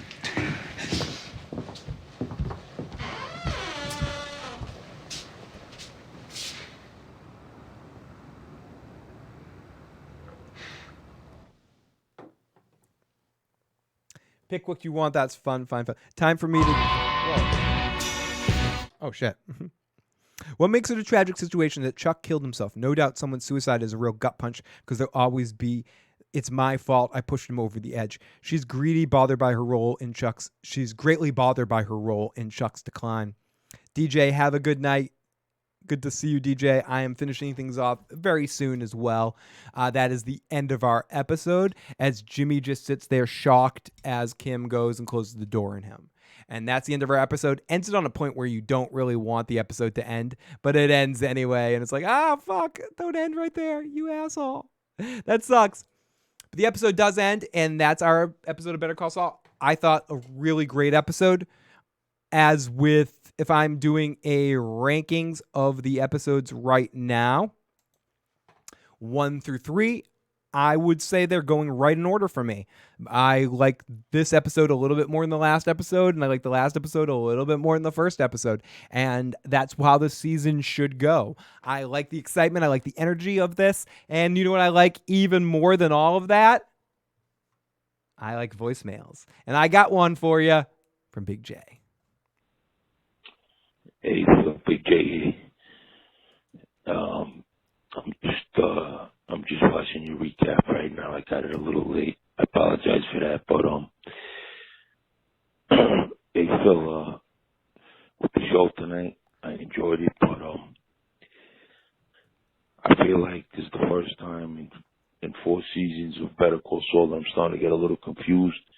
And I binge watched all of Breaking Bad, so I don't remember it as clearly as some other people do. I mean, I didn't miss an episode, but it's been a while. But I think they're making a lot of connections now, and I'm gonna watch your recap because I'm totally confused. No, Big J, and I hear you. This is the first episode that we're starting to bring back what we always said we love so much about Better Call Saul, which is the realness of the situations and the relationship stuff.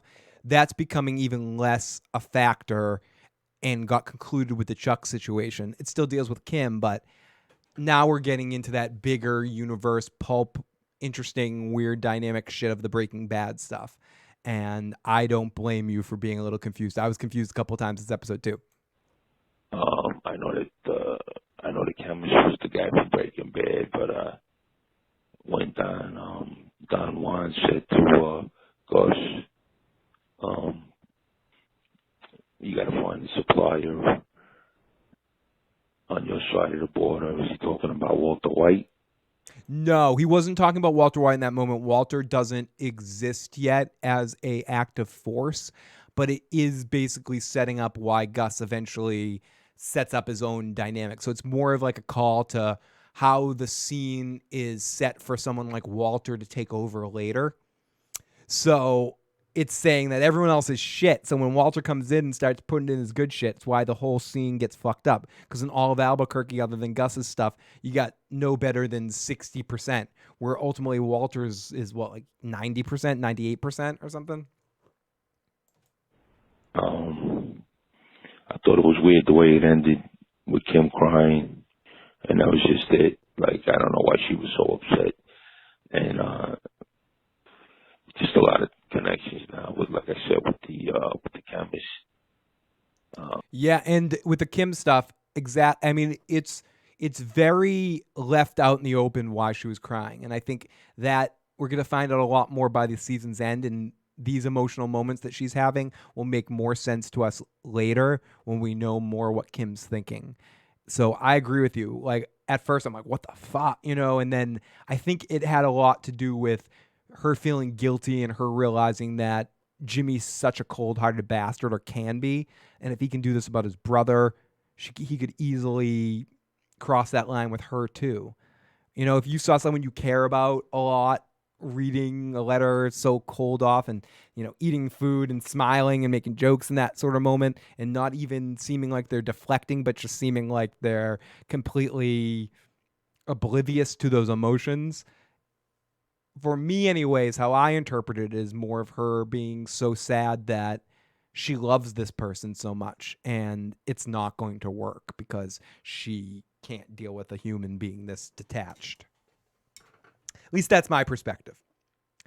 And did you touch on the location of Nacho's gunshot wound? Same location as Walter's in Felina. I did not, Jeffrey, but I'm glad you brought that up. Awesome fucking point. Sorry too late to the party, but Kim found out something at the courthouse and made her cry. She's pregnant, maybe. Oh, Melanie, that's another interesting point right there. Maybe she found out something at the courthouse. Perhaps she's pregnant, as Melanie said, but let's play the rest of Big J's message. Obviously, he's got something. You're actually talking about it now, right? I'm going to listen to the rest of your recap, but I'm just on the first time in a long time. I know the Breaking Bad, Better Call Saul connections are coming in strong now. Just a little confusing, but I'll keep watching the recap, see what you guys got to say. All right, buddy. See you soon. Bye. Lots of love to Big J. And Big J also left me another message suggesting a show. I almost want to play it right now because it's a really funny fucking message. But talking about Joe dirt because he's a dirty motherfucker. And yes, you were right, Big J. Joe's a dirty motherfucker. And I do not watch that show that you mentioned because I don't have Hulu right now, but I hope to get it one day and I will catch up on that show. But thank you for the suggestion. And always, if anyone has suggestions, I might not always watch them right away, but I always do appreciate suggestions of good shows. Someone mentioned Preacher as well. I have not watched that yet. A lot of shows I am looking forward to binging later dates, and when I watch stuff, I'll always try to do a review of it. So it may happen fucking 5 years from now, 10 years from now. As long as I'm alive, I'm going to be talking to you motherfuckers about television. So in one way, shape, or form. So we'll figure it out, and I'll always talk about shit. So Big J, I'll eventually catch up with that show. Just remind me of it later on. And when I get Hulu eventually, and I will check that out. And Preacher as well is definitely on the list of shows I want to check out at some point. So let's finish this off. Let's see if we have any more questions or comments. We have a text message that says, Phil, awesome to have you back. Podcast more, asshole. Thank you, area code 801. I will podcast more, asshole. Right now, this summer's been a little hectic for me and a little crazy, so I'm trying to get used to my new normal right now. So once I kind of learn to surf this fucking turd, I will definitely be figuring things out a little bit more and get back to business. And when the fall happens and we're back into TV shows all over the place, we're obviously going to be talking about Vikings and Walking Dead coming up, and Game of Thrones is got to be coming eventually. And I know I haven't been talking about Game of Thrones and I want to, but it's like one of those things that because it's so far off, you know me, I like doing analyzation and talking about shows and actions that happen. There's only so much prep and pre-discussion I can do before it makes my head explode. So, but we are going to get back to more Game of Thrones stuff very soon, especially as we start to get stuff coming out, especially when we got our first images. And I know filming's been finished at this point and they're working on putting it together. We start to get those first images and we start to get those trailers and a date and all of that. We'll get into it, but it's hard. I'm avoiding spoilers and it's tough in the leaks. It's tough to talk about that right now without talking leaks. And I will be talking to some other people on a podcast and still bringing in some the character stuff. So some Game of Thrones stuff is coming very soon.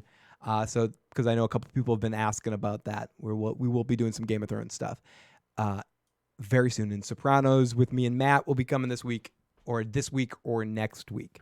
And tomorrow night, I'm going to be recording or doing a special live thing for the patrons and do a review and a little live stream of a live theater show. That's in Boston right now, and it's that I can't wait. So if you're one of our patrons, hopefully you'll check that out, and I'll be doing that on my way home from the show tomorrow night. So everybody, Melanie, thank you. I'm glad I found you. I'm glad you found me. I'm glad you're part of the podcast. I'm glad everyone's part of the podcast. Jeffrey, did you touch the location of Nacho's gun? Yes, I did, because you said that. I'm going to eat a marijuana sandwich and wash it down with some Gale's Xanax drink right now, or whatever Phil's been drinking, because he's feeling good. And for some reason, I cracked another one, even though the podcast is over. I almost want to finish the Better Call Saul podcast and then get into Uncle Phil's ketchup couch, because I am feeling kind of saucy at the moment. But let's figure it out. Let's figure it out. But yes, tomorrow night, what do I fucking say? I'm going to see Book of Mormon tomorrow night. So I'll be doing a quick immediate thoughts review on the ride home of my thoughts on the Book of Mormon live show written by Matt Stone and Trey Parker from South Park. I've heard a couple of the songs, but I have not seen it yet. This would be my first time seeing it, and I am excited. Stephanie and I are going, and we'll be doing a live stream for the patrons on the way home about that. Perhaps I'll make it live at some point for other folks as well, too, as a little preview thing. But it's been a while since I gave the patrons something special, so I'm going to be giving you guys that tomorrow night. Not that it's some so big deal. It's like, oh, great, my thoughts on that. But I'm going to be probably pretty hyped up and a little drunk, because I'm going to smuggle in some booze. And hopefully it'll be a good show. I don't know much, but I know I love you. I ended up having to take down the live concert videos, because I'm going to a bunch of concerts coming up, and I shot a concert video and I put it on the YouTube channel, and I had to take it down because some shit happened with it. But I'll still try to live stream stuff like that when I'm at live places, and maybe I'll take it down right away and just be able to live stream it for you. We'll figure it out. Someday they may even invent digital weed.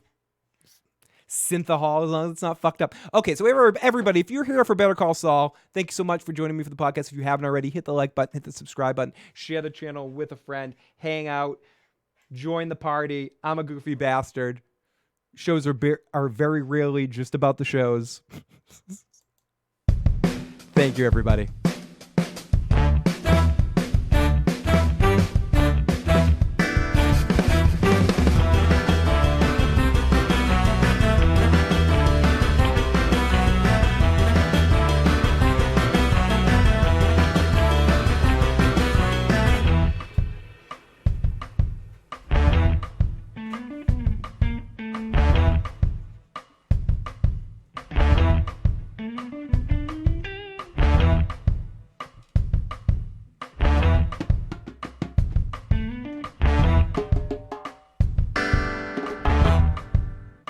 Okay, our Red Sox fan, I owe you one.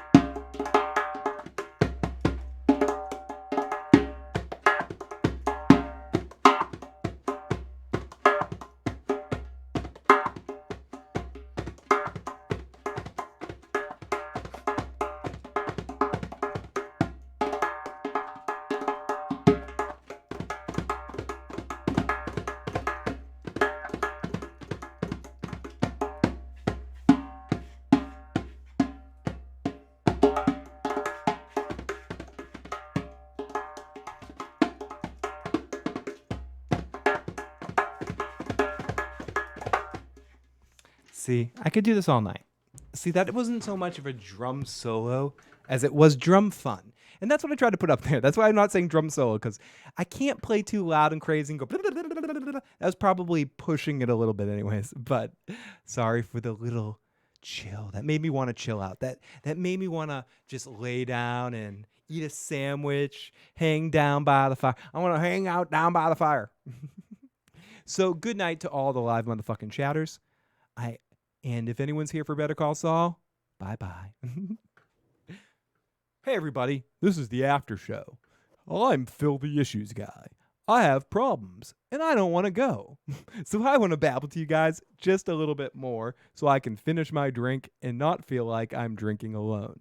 So congratulations. If you've made it this far into the podcast, you're probably okay with my silliness.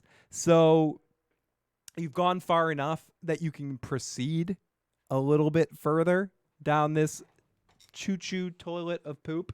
So everybody, I have to welcome you one more time. It's time to welcome you back to the after show.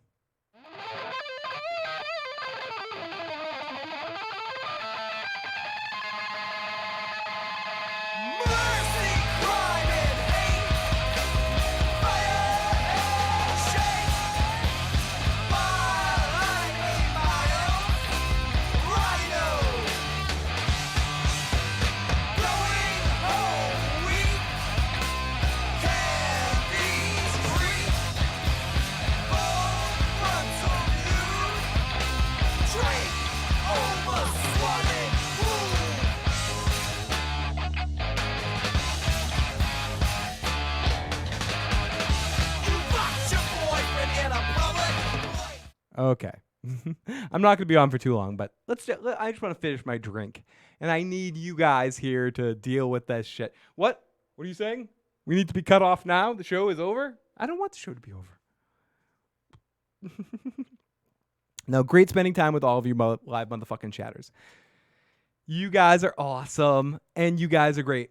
So, what's this? What do you think the conclusion to get... Someone just texted me. What do you think the end of Game of Thrones is going to be like? What do I think the end of the Game of Thrones is going to be like? You really want me to answer that question? Area code 347. You really want me to answer that question? What do I think the end of Game of Thrones is going to be? Do you mean the book series or do you mean the television show? Let's give this person a few seconds to catch up with that. I think they probably mean the TV show. Let's see. Okay. I'll just talk about the TV show. I don't have a fucking shit clue what George is gonna do with all that shit, and I don't want to try to analyze that. How do I think the show is gonna leave Miss or Mr. 347? Mister. I think it's gonna be bittersweet, one way or another. I know that's a fucking horrible answer because it's so vague, and I'm going to be vague here because this isn't a specific podcast. This is me drunk after a Better Call Saul podcast answering random Game of Thrones questions. But if anyone else in the live chat that happens to be sticking around, any hanger-oners, please throw in any Q&As you have because let's keep the potty going for a few more minutes until I scratch my nose. Use the microphone to hide it. What did it matter? Is it really a difference in me going like this? Or me going like this? I guess there is. As I look at it, I'm looking at the video of it. It does look better doing this. Doing this, there is some element. Even though I'm not in, I'm just out, there's some dynamic of picky, nosy, boogie thing going on there. TV show. Okay, you want to know the TV show. How do I think the TV show is going to end? Pain. Now, I'm not Miss Cleo. How do I think the TV show is going to end? I mean, I have my speculations. I have my thoughts. And I will get into that at a later point in time when I can finally organize it a little bit. But I think my ultimate feeling is I hope it's going to be something bittersweet. It's not going to be easy. It's hard for me to ever imagine that things are as simple as the White Walkers are the bad guys that need to be vanquished, end of story. I don't think it's going to be that simple. And I guess that's the only thing I can say right now. As for specifics, Ask me once the season starts and I figure out a little bit of how some shit's going on. Otherwise, I'm just going to be pulling shit out of my asshole. I don't know. John and Danny have a baby. The baby dies, or she dies, or Danny dies, or John dies, or they dance by the devil with a pale moonlight, and they have another baby that turns out to be a dragon that half wolf that wargs into Ghost and Bran at the same time and ends up having sex with the Night King's child to formulate a perfect union. Maybe that will happen. I know. I mean, I'm not being serious right now. I definitely have my speculations and my thoughts on how things are going to end, but I think it's a very wide open question and hard to kind of get into right now off the cuff. There's a lot of there's a lot of like in, outs, and what have yous. I want to be surprised. I want to see shit that I'm not expecting to see. So, yeah, there's that. Hello, Money G. Is Better Call Saul better or worse than Breaking Bad? Judged to Breaking Bad Season 4, Episode 3 versus Better Call Saul Season 4, Episode 3. That's a good question, Jay. I would say my instinct is to say Breaking Bad, especially Breaking Bad Season 4. I think Breaking Bad as a whole is a stronger show. I like Better Call Saul almost equally as much. And I think Better Call Saul has defined its own identity beyond Breaking Bad. I think it exists onto itself. Do I think Better Call Saul is one of the greatest television shows of all time? Maybe produced wise. Maybe the quality of the talent working on that show all together, putting it together as a produced product, is one of the best of all time just because it's so crisp, it's so tight. But Breaking Bad to me is a better show. The narrative is tighter. The storyline is a little bit more charismatically hypnotizing. And as much as I love Bob Odenkirk, and I think he does an incredible job as Saul Goodman / Jimmy McGill, award-worthy, one of the best actors working every season that Better Call Saul's on television. All credit to Bob Odenkirk. All credit to Mike, Jesse, and Walt are better characters. They're more charismatic. They don't get delved into with the same, or no, it's just a different show. But Jesse and Walt have some odd couple magic shit going on. Aaron Paul and Bryan Cranston elevate Breaking Bad on every level. And I think Better Call Saul is an exceptional show. This isn't demeaning Better Call Saul by saying this, or demeaning Bob Odenkirk or Michael McKean's performances. I'm saying for my interest, there's some magic that is like next level television magic with Bryan Cranston and Aaron Paul that you don't get too often in television. It's lightning in a bottle, what you got there all together with Breaking Bad. And sometime the album that makes the band famous, I like better than the album that comes out when the band's already famous and but still makes awesome music. There's something about them figuring out how they storytell with Breaking Bad that I loved. And I think season 4 in a lot of ways is the highlight point of Breaking Bad. I think those first 4 seasons, the lead up through that Gus arc, is incredible. I also am a huge fan of season 5, but I think it's a aftermath season comparatively to the other seasons, which are all a lead up to that big fucking crazy point. And then when we get into season 5, we eventually do get a second climax, especially in Ozymandias, and then a reprise at the end with Walt busting Jesse out and the big, all that sort of crap. But I think ultimately Breaking Bad will always be a little bit better of a show for me personally. I'm not saying people can't like Better Call Saul better or say it's a better show, but yeah. Yeah, I mean, it's, yeah. Better Call Saul is probably one of my favorite shows on television right now. But if you put Better Call Saul up against Breaking Bad and you're putting a gun to my head and saying you have to choose one to exist in this world, it's going to be Breaking Bad. Better Call Saul would not exist if it wasn't for Breaking Bad. And I love the universe, but yeah, that's my answer. It's my fucking answer. I know it's a cop-out, but both shows were equally great for different reasons. I agree when it really comes down to it. I feel like I just bashed Better Call Saul more than I wanted to, and I feel regret for it because I think it's one of the best shows produced ever with the way everything fits into it. But I think it's almost unfair because the same teams are working on the show and they're just better at their jobs than they were at early parts of Breaking Bad. They were just figuring it out, but I love that figuring it out. I love the album Rubber Soul and fucking like Help and the White Album and stuff as they're figuring out sounds more than I necessarily like Sgt. Pepper's, even though Sgt. Pepper's an excellent album. It's like I like the bands or the people figuring out their talent thing. I think Breaking Bad has an element of that. They become greater as they go and as they get better at this medium.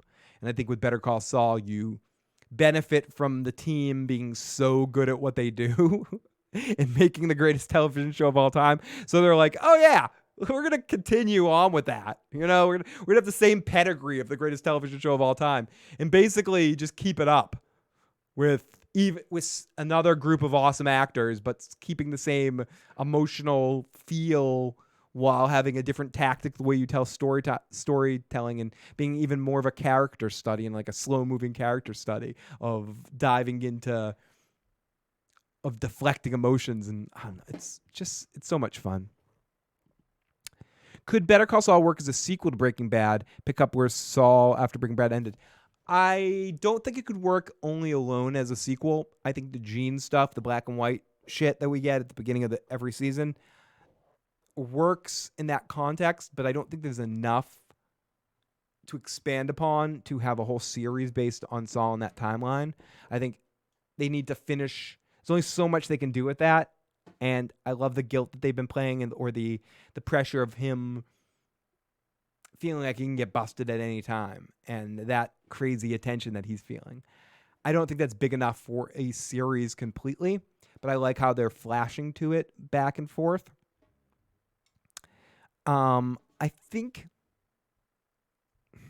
it's still interesting to me to think about Better Call Saul at one point in time had a chance to be a 30-minute situational comedy dealing with shit going on in Saul's office and the funny shit that happens. Or like a Arrested Development kind of comedy featuring Saul Goodman as the main star. The original pitch for this series that Peter Gould wanted to do was that. And then Vince Gilligan went aboard and they decided to turn it into this animal that it is. And I love to kind of imagine sometimes what that show would have been. Do I think it would have been a great show? Probably not, but it would have been fun. I wouldn't mind them playing with that idea eventually on Better Call Saul when Saul Goodman actually exists and he's putting together his law practice. And we get sort of like a clip show of Saul being Saul in a situational comedy way. What's life like in the Saul Goodman office? And then they show 3 seconds of what a sitcom would be like in that context. But I'm so glad that Vince got on board and gave us the show we have now because I think it's treading on some unique ground. Does it have a chance to ever surpass Breaking Bad? For me, I might be biased, but I don't think so. But I think I'm biased. Because I love this show as much as I liked Breaking Bad. I really do. But I almost consider them one big show. And I know that's a cop-out. You were talking about cop-outs before, Cool Breeze. I almost want to judge them all as one. And as one big show, Better Call Saul, Breaking Bad, Better Call Saul has gotten good enough that it deserves to be talked about in the same breath as Breaking Bad. But I feel like saying, oh, Better Call Saul is equally as a good show also insults on some level the amazingness of the narrative of Breaking Bad. But Better Call Saul enhances it. So fuck it. It's one show. Sit and spin, motherfuckers. It's one fucking show, and it's all awesome.